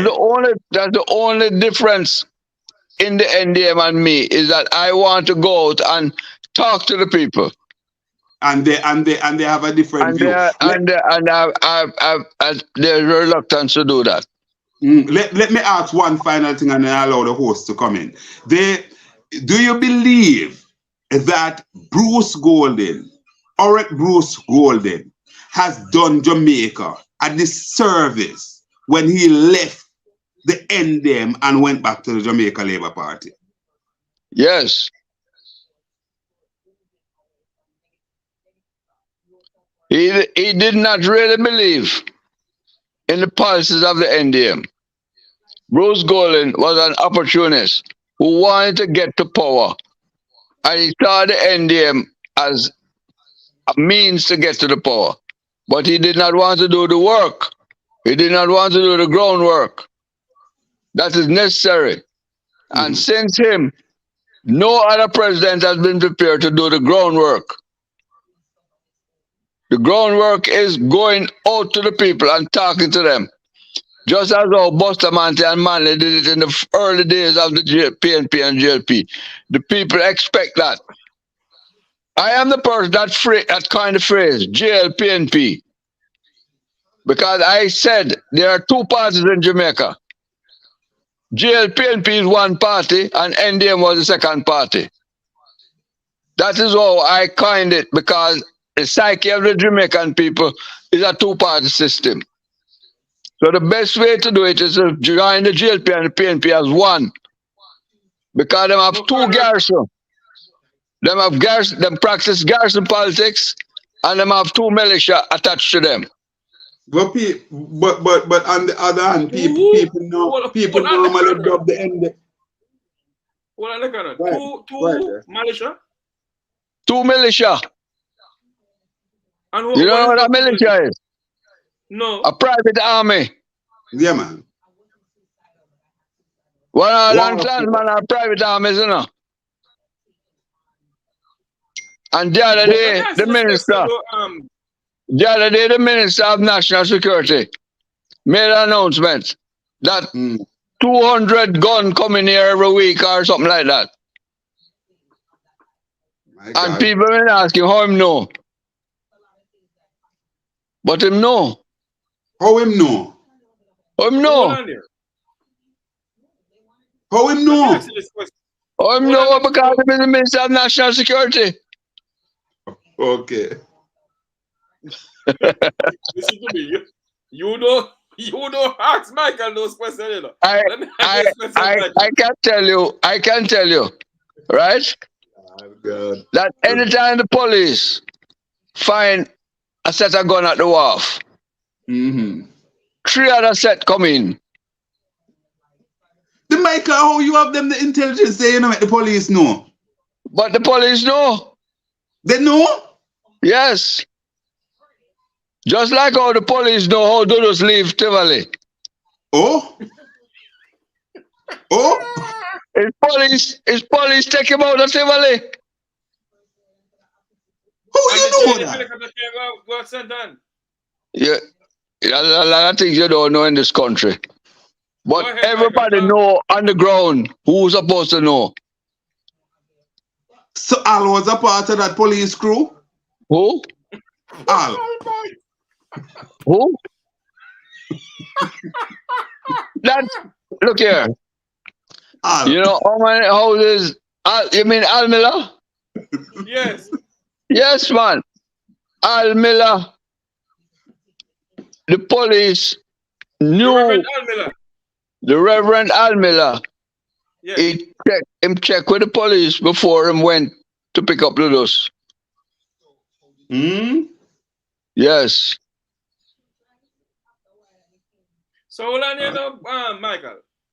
Is it true that the Jamaica Defense Force helicopter took Ludus to the government safe house in St. Anne, where the former president of Haiti was John Verdaris still?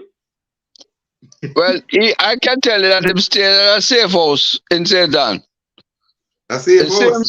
The same state, but he stayed at many more places. He never stayed at the same house more than one night. So for the 2 weeks that he was at large. For 2 weeks that he was at large. He never stayed at the same house more than one night.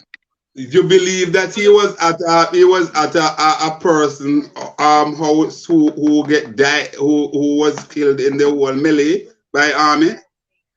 No, it was not that house. Okay, all right. He never went to that house. The then Prime Minister of Jamaica knew where he was all along then?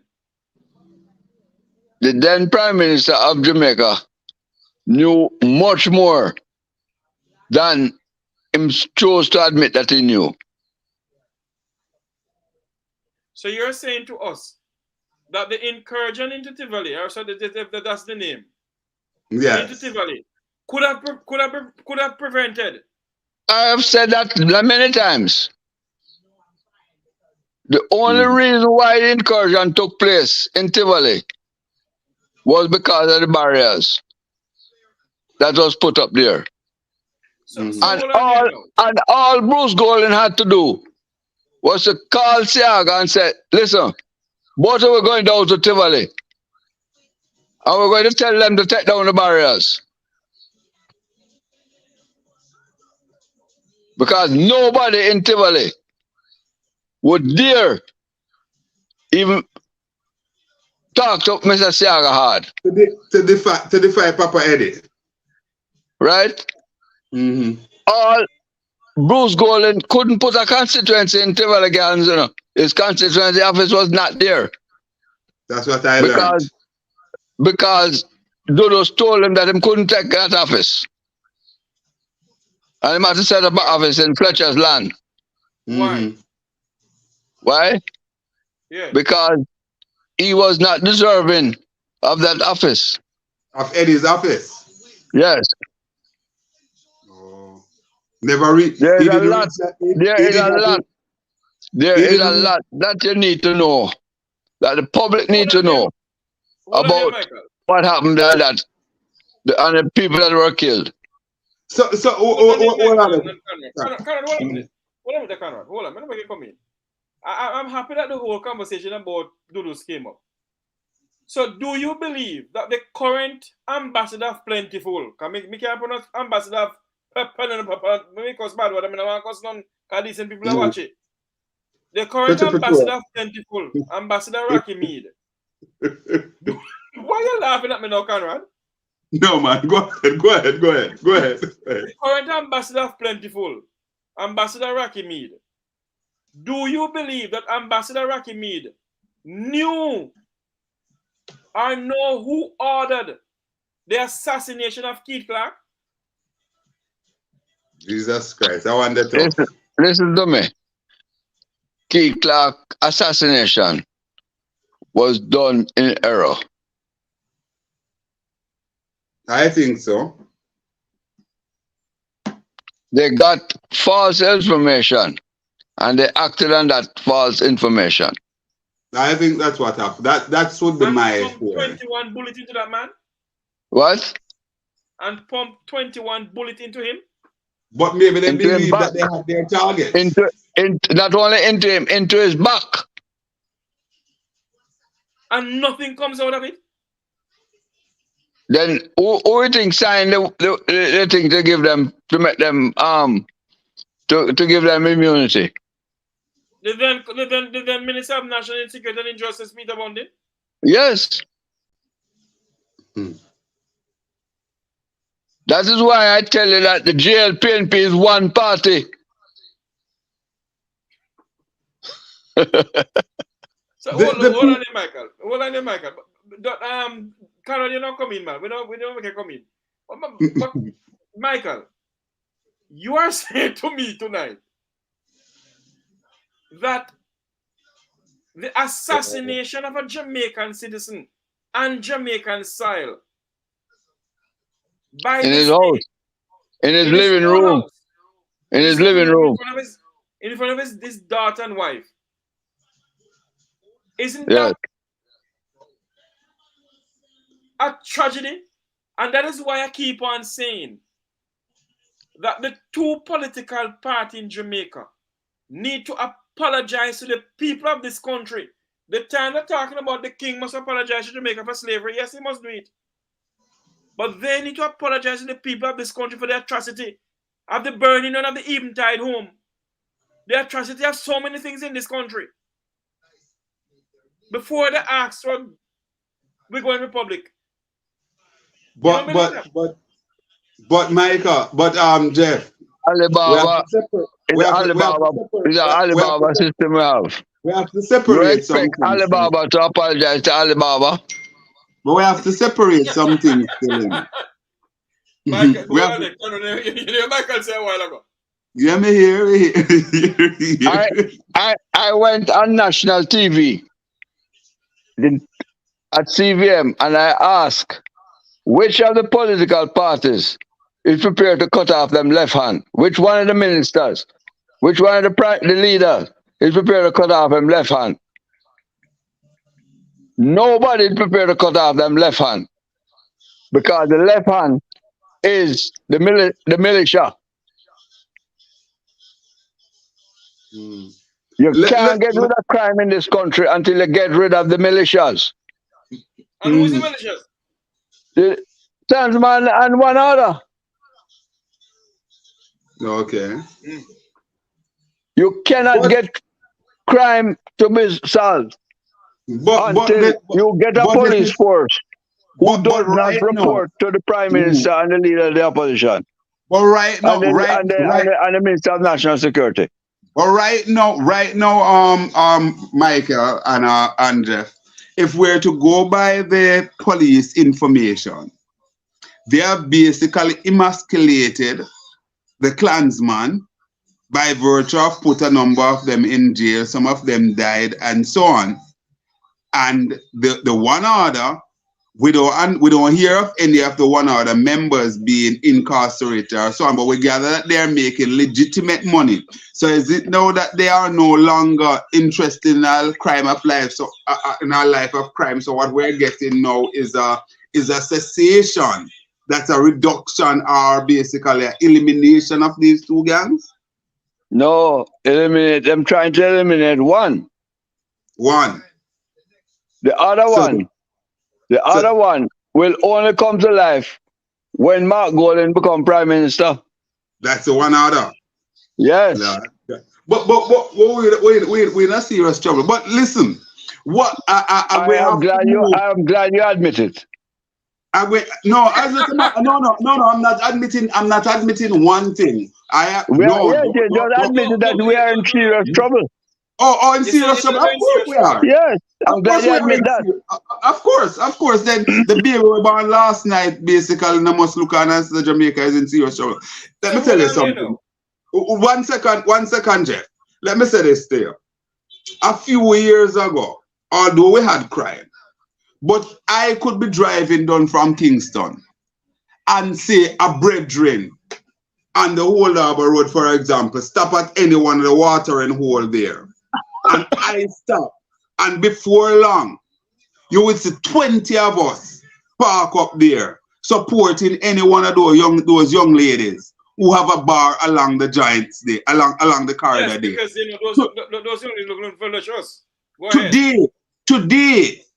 today, I am not. Most of us not taking that chance. That is so, so Jamaica must be in trouble. We are Of course, regressing, brethren. Jamaica, you know, Mikey, you're probably a domino man. One of the most delightful things is basically for man and man go up on one corner so go lick two domino.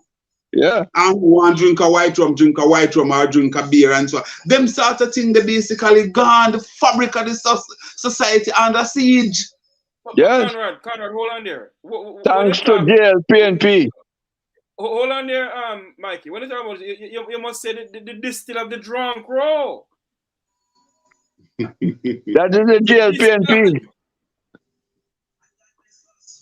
Ah boy, it no, is that. Michael, is it that this country, from we gain independent,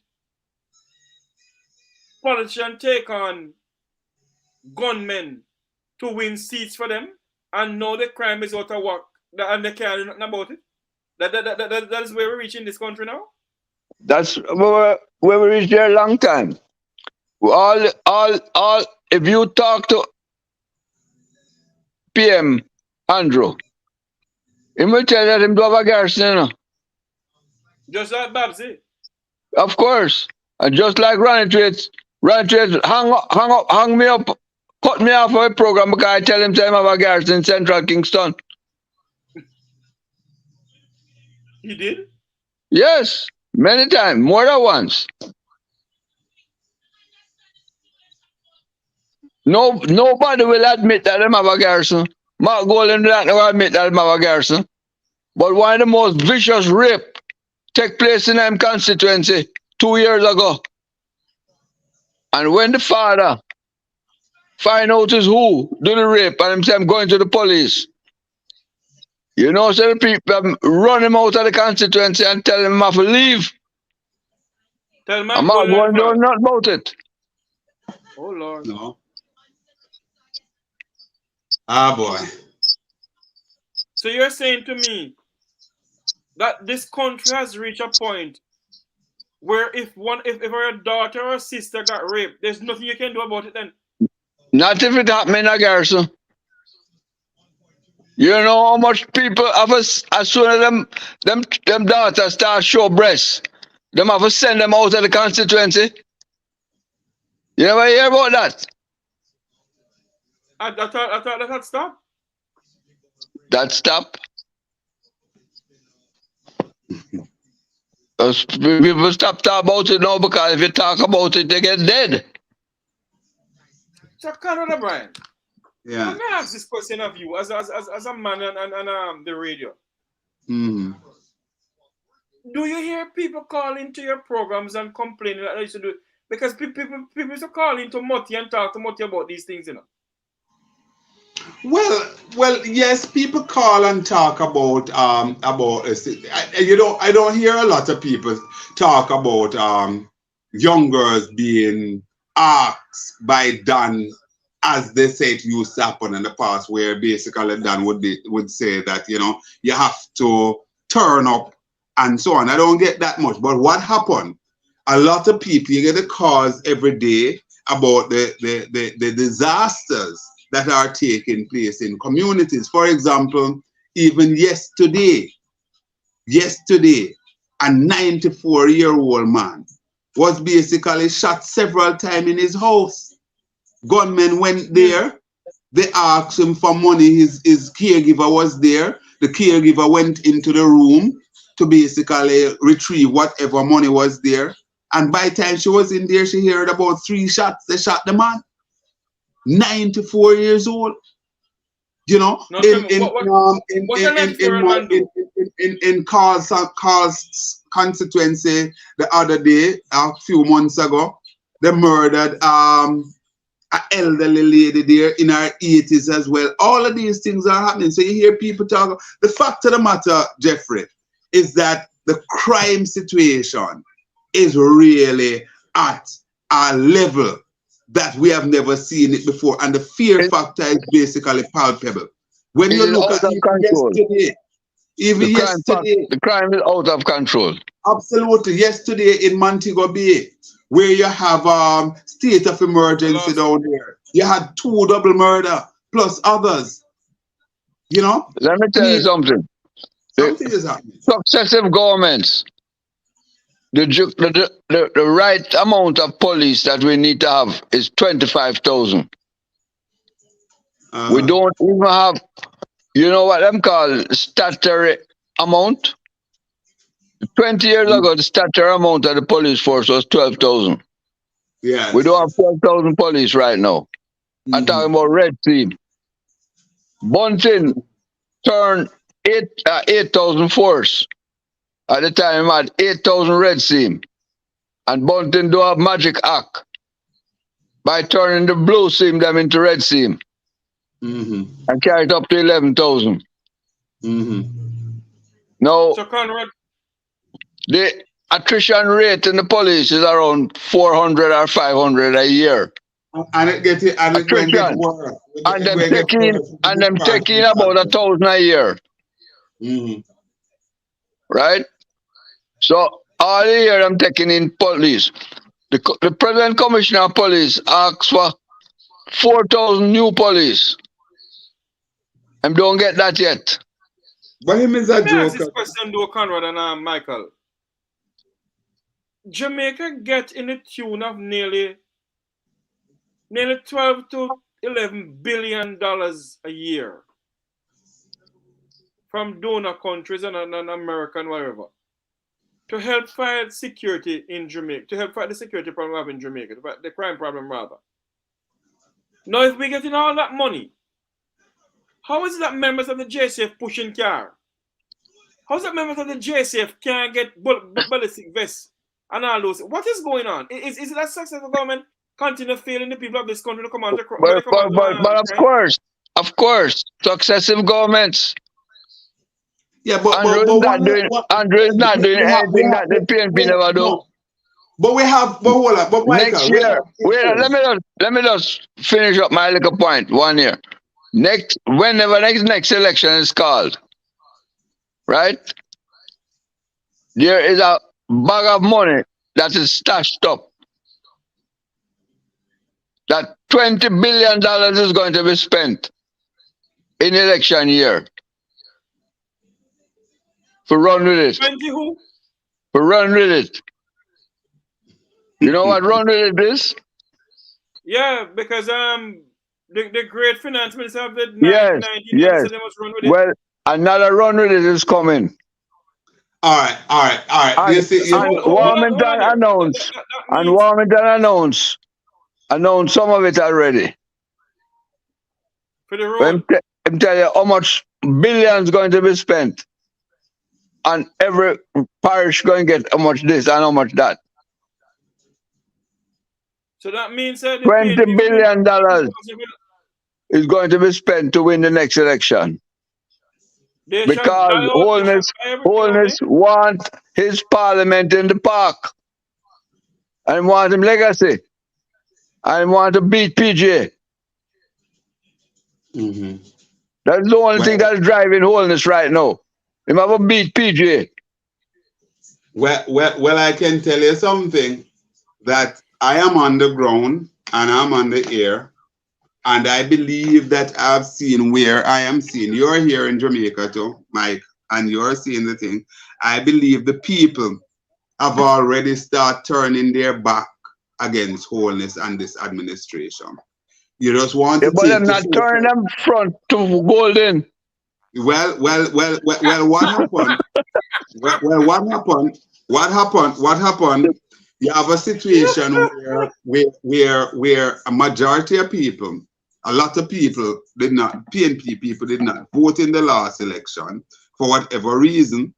However, and I hear those persons decide and resolute that they will be voting. The last poll that was done showed that the Jamaica Labour Party is behind by 19 percentage points in Varsland, in Portland. And it says that if an election was to call at that material time, the entire Western Belt, stretching all the way up to Bobby's constituency in St. Mary, would have gone. But I want us to look at something, because we have to put things in perspective, as I like to say. Let's take, for example, the whole business of security, the murder figures and so on. Under Peter Bunting and the last Portia Simpson Miller administration, they had about 20% of the budget that the now Minister of Security and Homeless has. And the numbers were going in the right direction. And what we're seeing now is that with all this money, how much more, and the things just seems to be getting worse, to the point where people are saying that, listen, boy, it look like a jinx is hanging over Jamaica. What is happening? What is happening, Mike? Alibaba system. Yeah, but because so we have to look. We'd like to talk about the two of them, but when we look at the whole thing, we have to put it in perspective, right? We also look and we see where the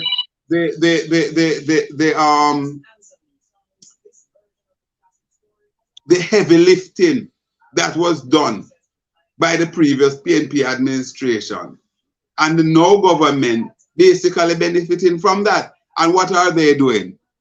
Feathering their own nest rather than basically looking out for the masses of the people. When you give teachers, nurses, policemen 20% and you move to 300. The last time, who gave a big increase to themselves last time round? Well, we're talking about. I've never seen anything like that. This in Jamaica. I think everything is in perspective. Everything is in perspective. The biggest allowances paid to MPs before this one was done by the Patterson Manley administration, and there was still a big outcry. Right? The same thing happening again. Right? So you're going to have a big outcry again. So you support this increase? I have already tell you that is vulgar. Okay. Right? Gentlemen. So I am telling you that those things don't matter. run with I it want to wrap up start. now. That's all I'm Go ahead, saying. Michael. All I'm saying is that when run with it start, the 20 billion put on already, you know. Yeah, And man. it Plus start more. announced already too. Warmington just Mhm. announced So, 400 so out you're of it. saying to me, so you're saying to me that the PNP don't stand a chance of election I don't. because the Labour Party don't buy the way out. That's right. I don't see. I don't. Granted, they will spend, and they will spend. When the people turn their back and make up their mind, you're gone. I remember when Darrell Vaz said that the Labour Party has never had more money and all of that sort of thing. At that time, they had JDIP and all sorts of thing going on. And Portia Simpson Miller with no money. Granted, Portia was Portia, but the people basically turned their back. I remember where I'm from in Mandeville, the morning after the Labour Party conference. When you walk, you know Manchester well, Mikey. When you walk along Manchester Road there, behind the market, the road that leads to the market there, behind the market, and when you look there, I don't know where the NSWMA truck gets space from to pick up T-shirt, because the T-shirt was wrapped with the $5,000 bill in there or whatever, or the $5,000 in there, and the people took it and they decided that they take a step. What happened? There has been too many things with So, this something. Something. Yes. No, talk in general. Rhoda Crawford going to lose? Huh? No, All right. Rhoda Crawford going to lose? Let me address that. Let me address Well, that. yes, the Hold on, the hold only on. reason why I ask you the question, you know, is because you go to Mandeville. No, man, and I'm from Mandeville. That's where I vote. Well, Rhoda Crawford going to lose? Then may I address it? I am not going. I'm not going to answer a yes or no answer with that.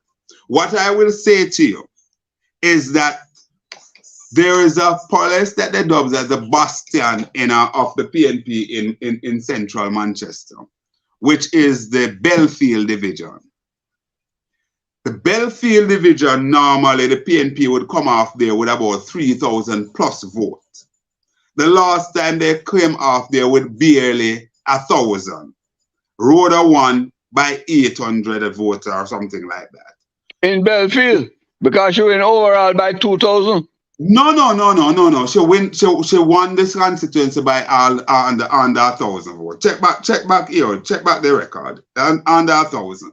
And also, you must also recognize that Rhoda received the lowest vote that any Labour Party candidate received in central Manchester. Lower than low.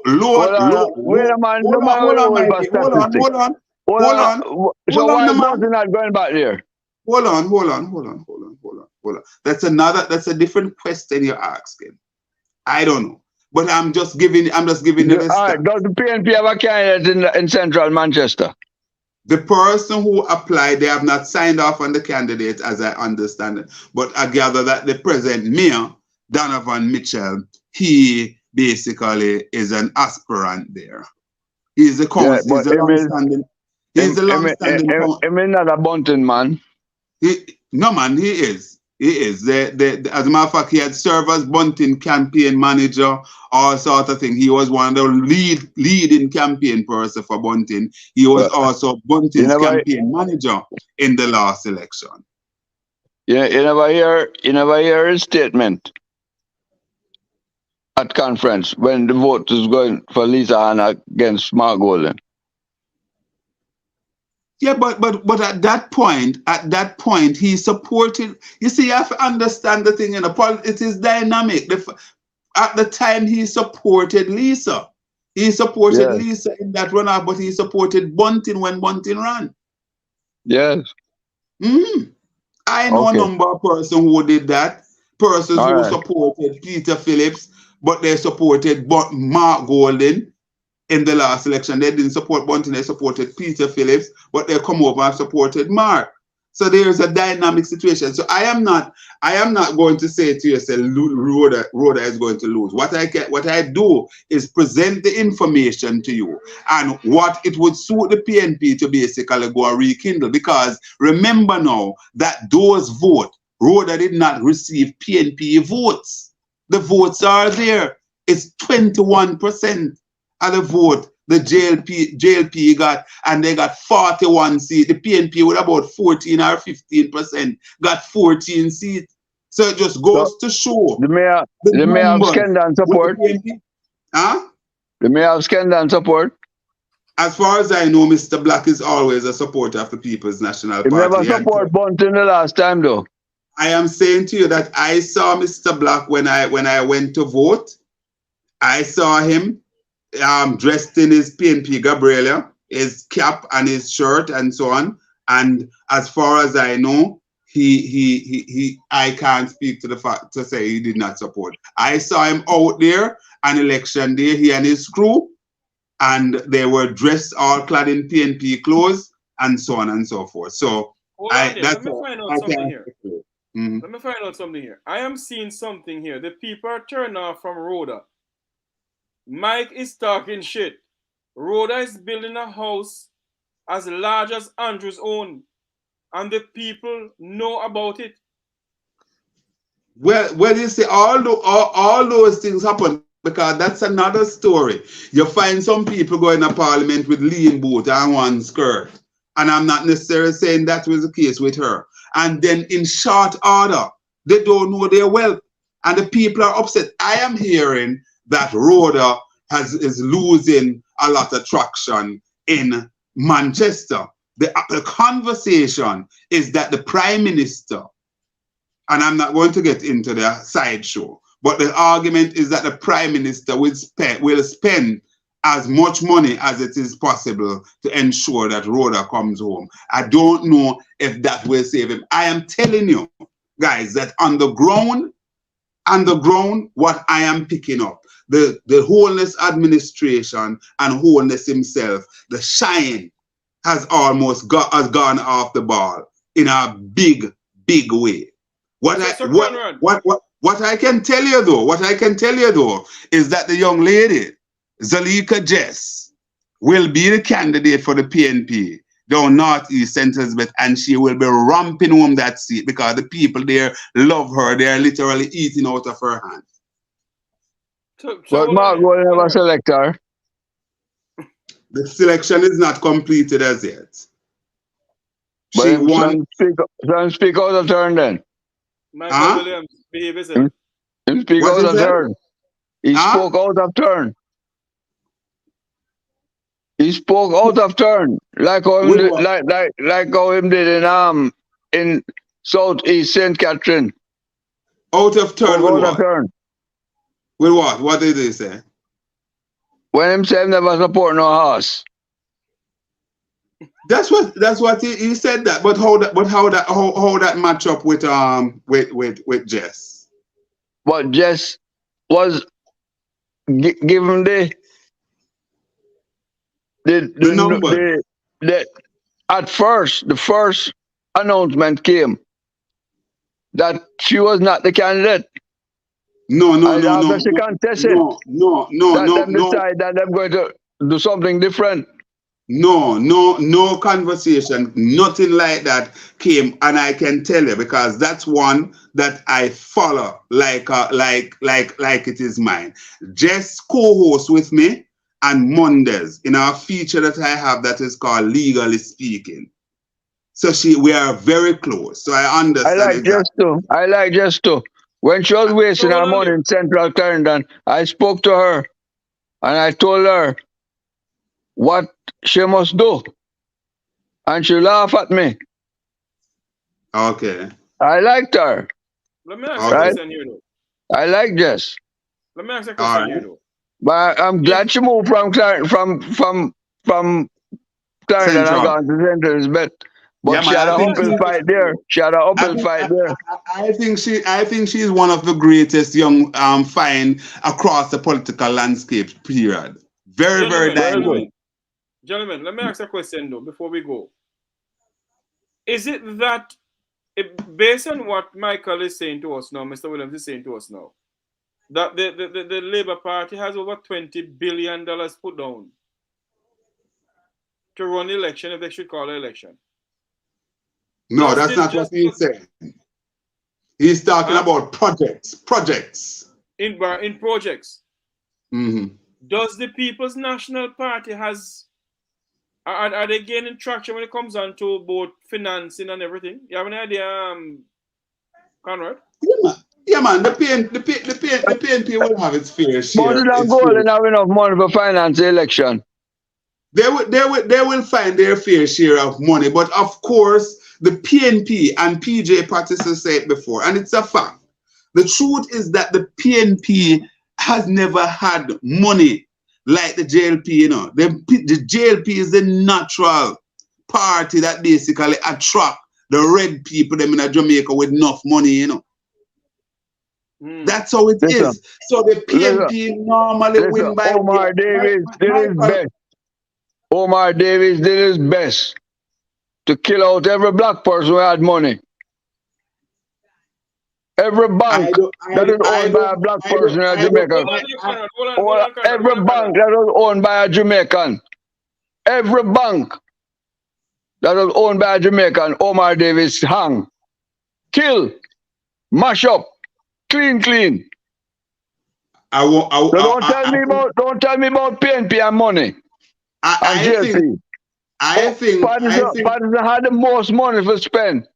Right? And when them run with it election, how much money them had to spend for run with it for win? No, hold on. Hold on, right? But even that conversation, everything that the PNP has done in the past. Michael, we have Andrew Holness is doing the same thing now. We have doing to the same thing now, mashing up the country the same way. I don't know about that, but we have to educate those who don't know and those who are aware and forget. We need to remind them. What was run with it? Run with it. When Omar said run with it, there were projects that were already on the ground. And Omar said they will not stop those projects. They will continue. It had nothing to do with spin. That's a spin where you put it now, Conrad. When them run with the election, Omar Davis gave you chapter and verse of what he meant. Him said there's no way.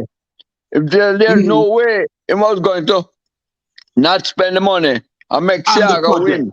Is not spend the money on the project and he named some project. Hold on, Conrad.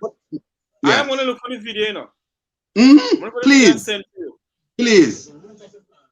Because I remember when he said run with it and he started talking about, he said, if my memory serves me correct, he said that they will not, because he ended up saying that it better we spend the money now and deal with it after. Yes, he said that. He said I run the country into bankruptcy. No, run the country into bankruptcy. Hold on. He said he actually named the projects. So he said something like, I'm paraphrasing now, like him said, the Melrose bypass, we're going to run with it, not stopping the progress. And he mentioned a number of other things. It had nothing to do with any form of skullduggery or any basically of sniping of anything. It was projects that were on the ground he talked about. But hold on there, Conrad. Find the tape. Why would he say those things at a PNP victory speech? Closed door conference. At the conference. Say that Meadowbrook. Say that Meadowbrook. I never expect the reporter to be in there with the mic. Then the campaign, the man a campaign, brethren. No, it was after the campaign. After the campaign, and the man basically tell you and say, listen, these were things that we had to do. We weren't going to stop with it and basically. Well, I'm telling you no. We have to be fair. At least you have been forewarned, no. Because we weren't forewarned, and when Omar make that speech. We But weren't not, for one. but listen, But you as have far as been I'm for one concerned, now. as far as I'm That's what is going concerned, to happen. yeah, but Mike, let me say this to you. As far as I'm concerned, if there are projects that are going to put down to benefit the infrastructure and by extension the people of Jamaica, and our government is spending that money so to do, I don't have a problem with it. If the All right. what we must demand, You have been forewarned. what we must All right. demand. No problem then. You have been Hold on, forewarned. man. Hold on, now, Papa. What we must demand as a people is the checks and balance. So we must demand that the work is done properly. We must demand that the work All right. stand up Okay. All smoothly. right. Those I are agree with things that. that we want, We never demand that before, but you can demand it now. right? That's what we want, right? Yes. I Of look at course. that piece. I look at that piece of road in the Melrose bypass. That's one of the most solid piece of road. The spur tree bypass that was done, and also all of a sudden people behaving as if highway is new. PJ Patterson circle Jamaica with highways. When disappearing, God? What happened, Conrad? Fire their Muslims there? Oh, here he's But gone. He's back. yeah, but I'll say this. I'll say this, Jeff. The truth is, what I'm seeing happening, and if Michael is want to speak to it, and I'm going to use the word honest, if he want to acknowledge, he can. The things that are happening in Jamaica right now under this administration, the PNP would have to be very, very slight and don't worth its salt for Holness to come back into the game and win this election. The people have basically turned their back on the administration just by way of what has happened to the people of Jamaica. When you talk about Clifton, when you talk about the way Warmington obnoxious, you talk about the latest scenario with the salaries, and I could go on and on. So many things that are happening, the situation that is going on with our teachers. Let me ask this question because we're going to wrap up. It's now 9:30 in Jamaica. Yeah. I'm going to ask this question here. Mr. Williams, do you believe that the Labour Party will win back this election if they call election? If and when they call election? I believe that Holness is no different from Patterson in his modus operandi. Right? As a matter of fact, I think he's worse because he's younger. But I also know the Jamaican people and know that money is going to swing them. And Holness don't have no problem with having the money because I'm stockpiled it already. Him and Nigel. That is what I believe. So you're saying that the Labour Party will and I am giving the PNP enough warning. You're saying that the Labour Party maybe will be in power for the next 18 years, though? But to only say to them own mouth that him is going to beat Patterson legacy. And he's going to build a parliament in the park. For putting name on it. Because that is going to be his legacy. Conrad O'Brien? All right, let me address that. And the PNP is not stopping him. Hold on there, Mike. Let me come in. I'll say this. Like I have lived in Jamaica. The JLP have always had more money than the PNP. This time, that is rubbish. This time, it goes without saying. The JLP have always had more money than the PNP. That is rubbish. Right? It's all right. I know. Always. The truth is that if it is money to outspend the JLP to win, the PNP will not have the kind of money. And I'm not even talking about on projects. Because government project are government project. I'm talking about the money to basically deal with election. Election day money, man have money in them clothes and all those sort of things. The PNP can't walk nowhere near the JLP with that. All right? However, I believe that the PNP can beat the Jamaica Labour Party with a percentage of the money that they will spend towards election.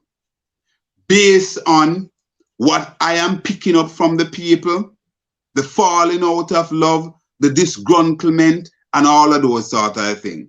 So my money would be on the People's National Party to win the next general election. They would have to be very, very lackluster. I think they need to basically step the pace up now in terms of ensure that they put their candidates in place. They need to have at least 50 candidates in place right now.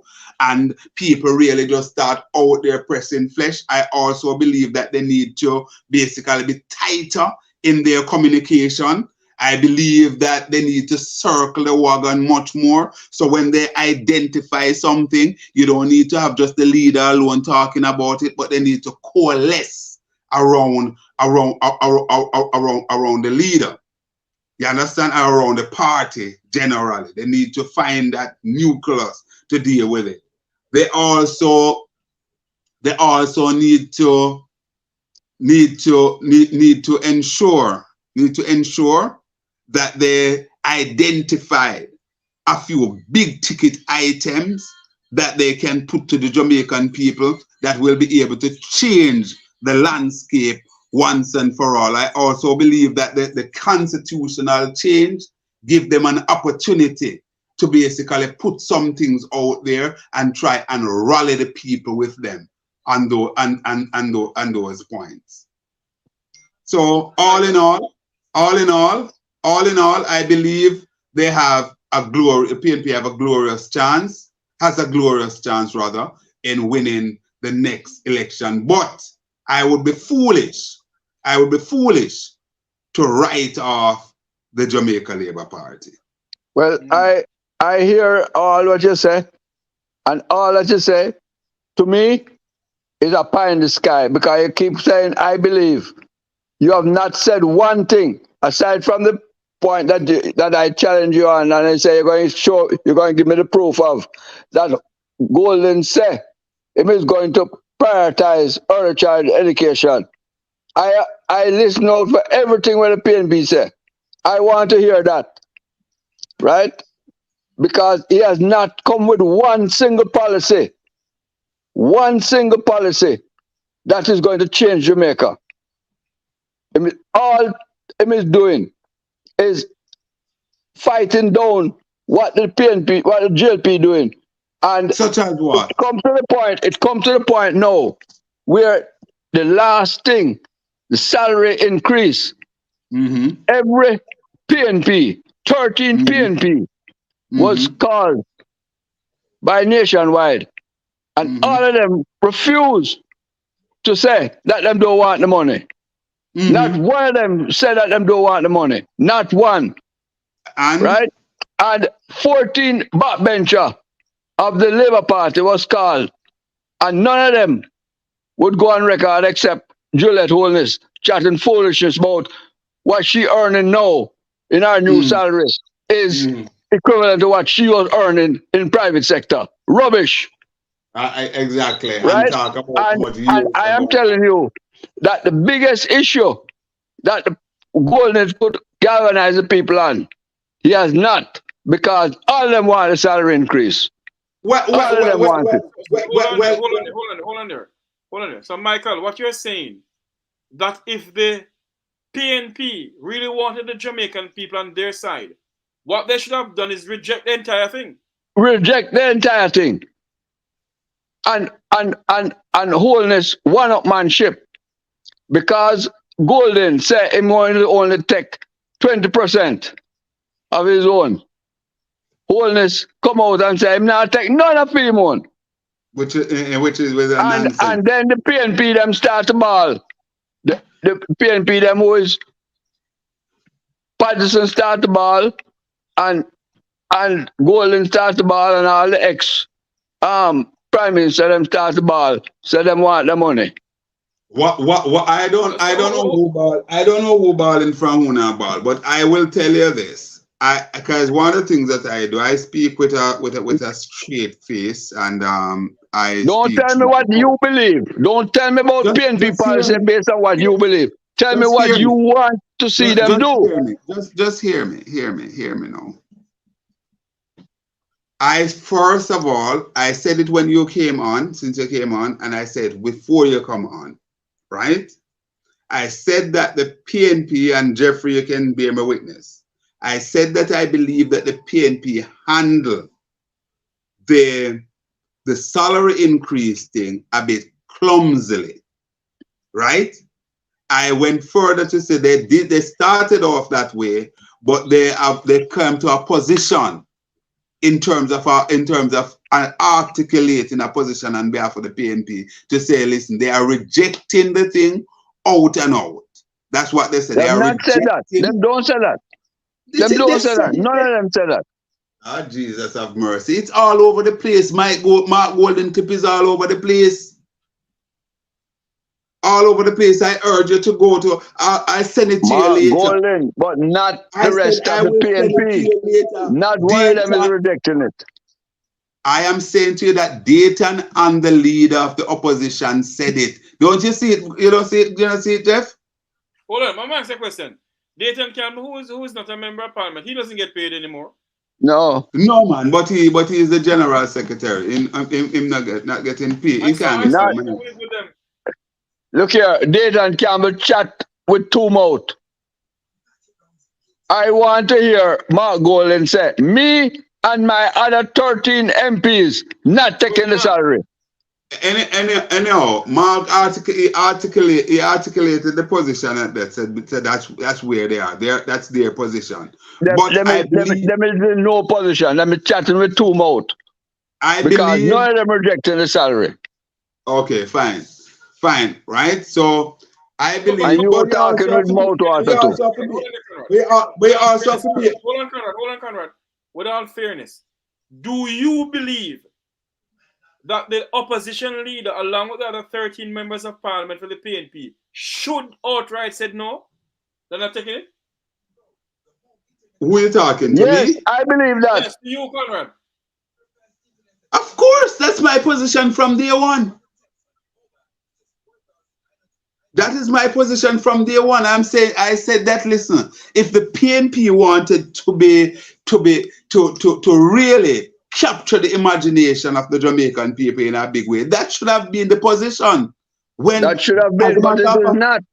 It is not. We know, brethren, we're analyzing something.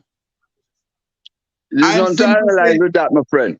Them not taking it. Golden Sem taking Jesus Christ. 20% and giving back 80 into projects.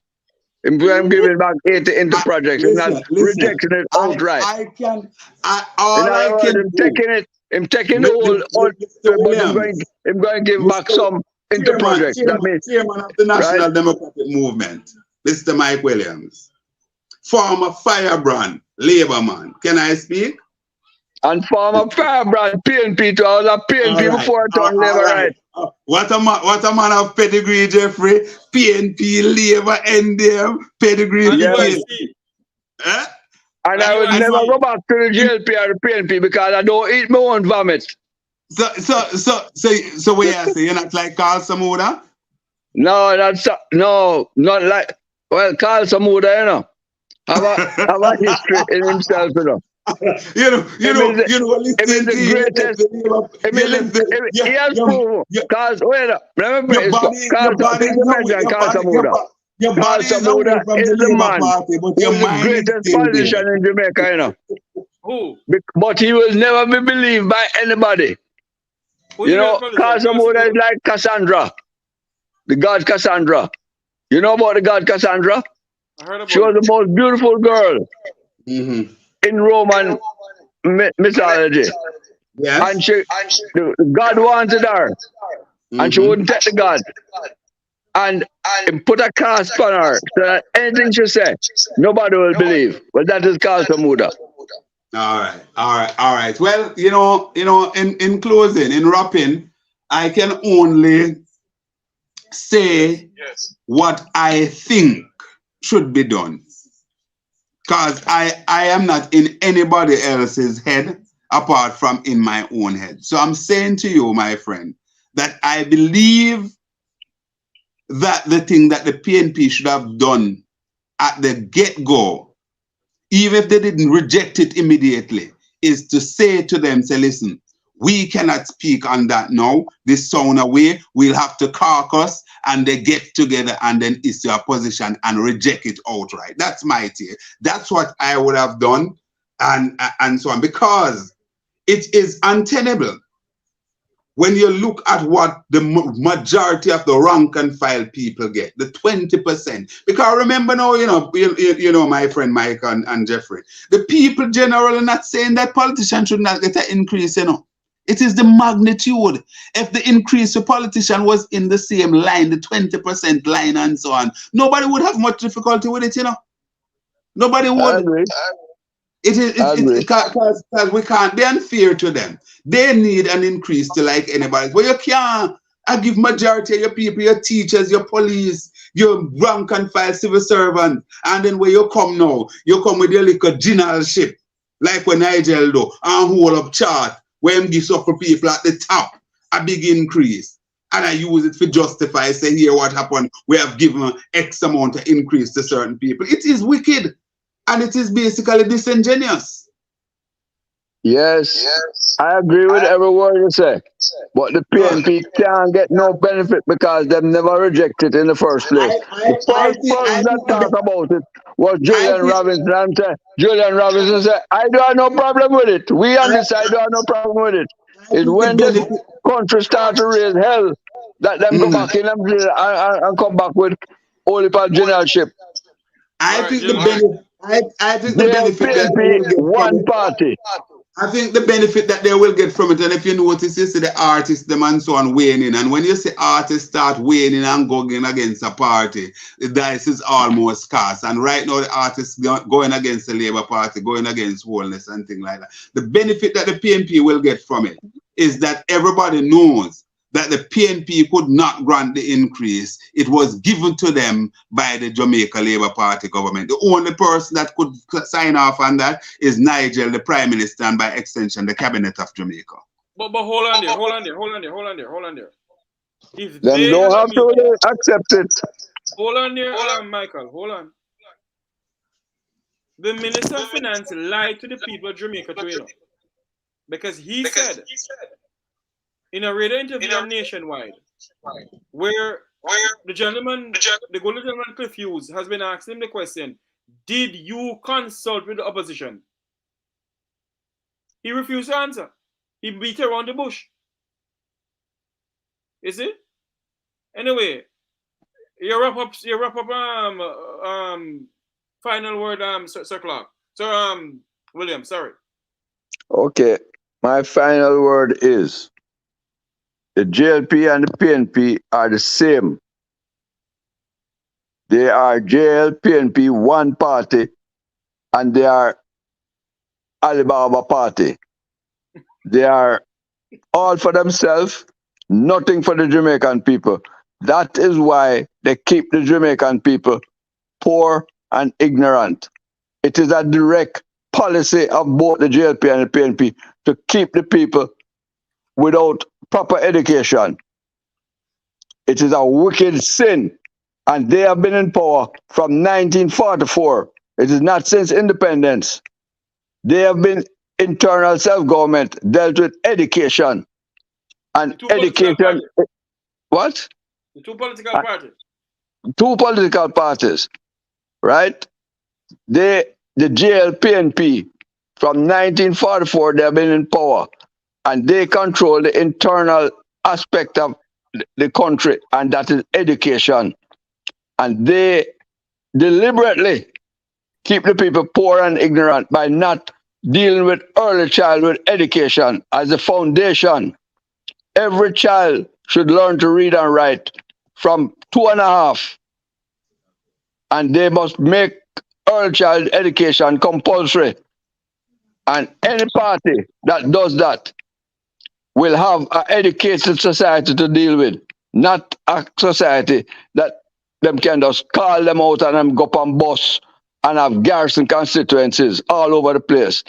The PNP have 9 garrison constituencies and the GLP have 5, right? And they both of them support garrison politics.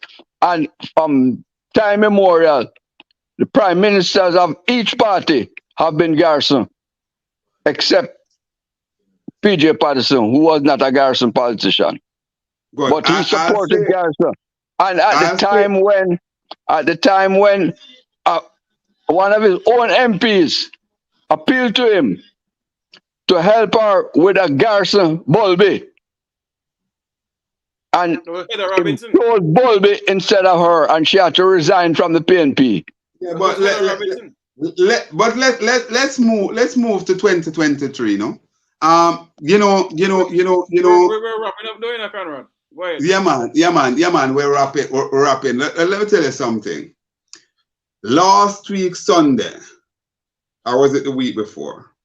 I was listening to Mark Stewart and Apostle Marshall.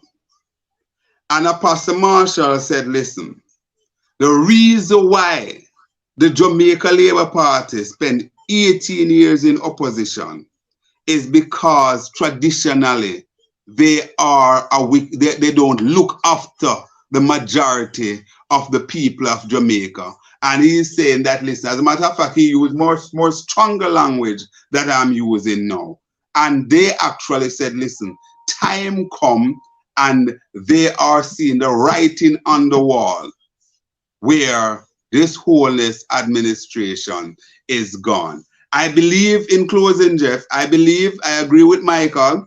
And I said that I heard Mark Golden say it. I hear John Polar preaching it every day on all the talk shows, mine and others, that Mark Golden basically signed off on the early childhood from zero straight up in terms of really fixing the early childhood education. So I think that is something that Michael will get firmly in the manifesto, because Mark has already signed off on that as the centerpiece of his taking government.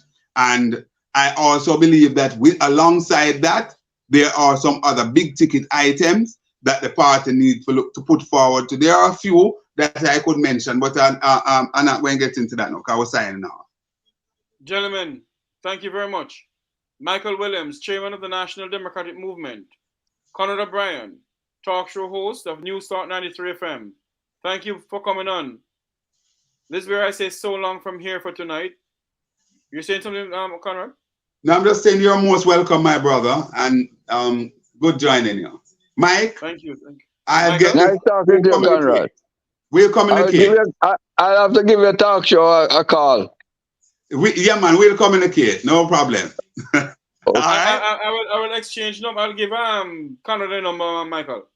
Yes, and give me his number too. Yes, I will. Okay, thank you very much. Mikey. Take it easy. Cool. Right. Yes. You know something, gentlemen? I don't know if you can hear this, but I'm going to play something. I hope you can hear it. Let me see if you all can hear this thing, because sometimes this thing works and sometimes it doesn't work. You hearing it? Very low. Sure. Is which one that you're trying to play, Jeff? We're not hearing it.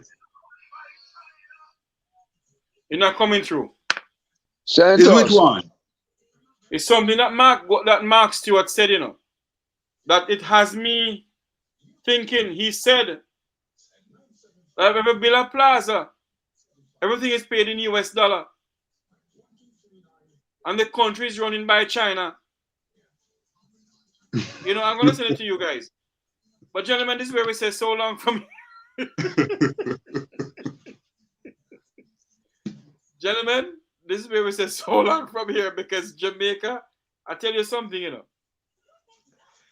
People keep on saying we need to do this program more often. And I think, Michael and Conrad, we need to organize ourselves wherein we come on and we discuss issues like these. but discuss it, but have a solution behind it also. Yes. You know?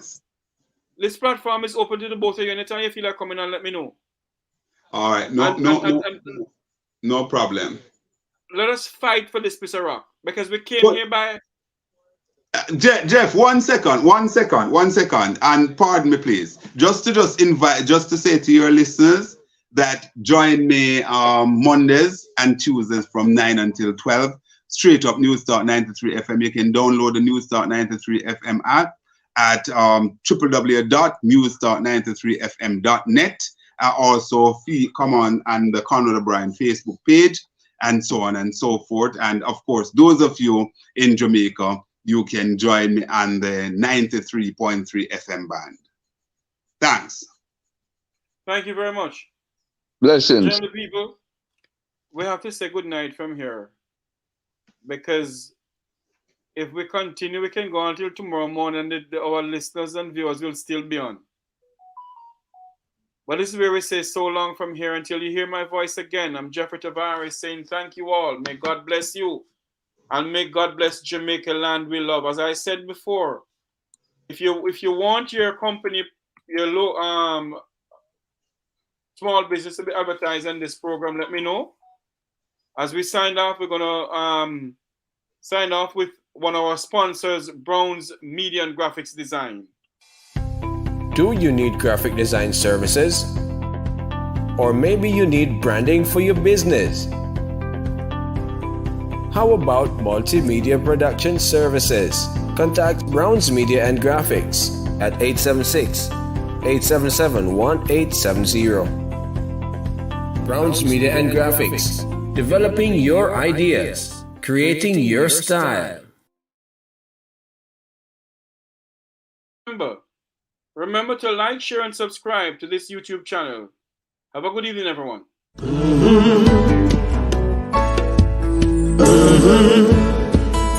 When the game gets rough and this life just seems so tough, make we talk, my people, make we talk.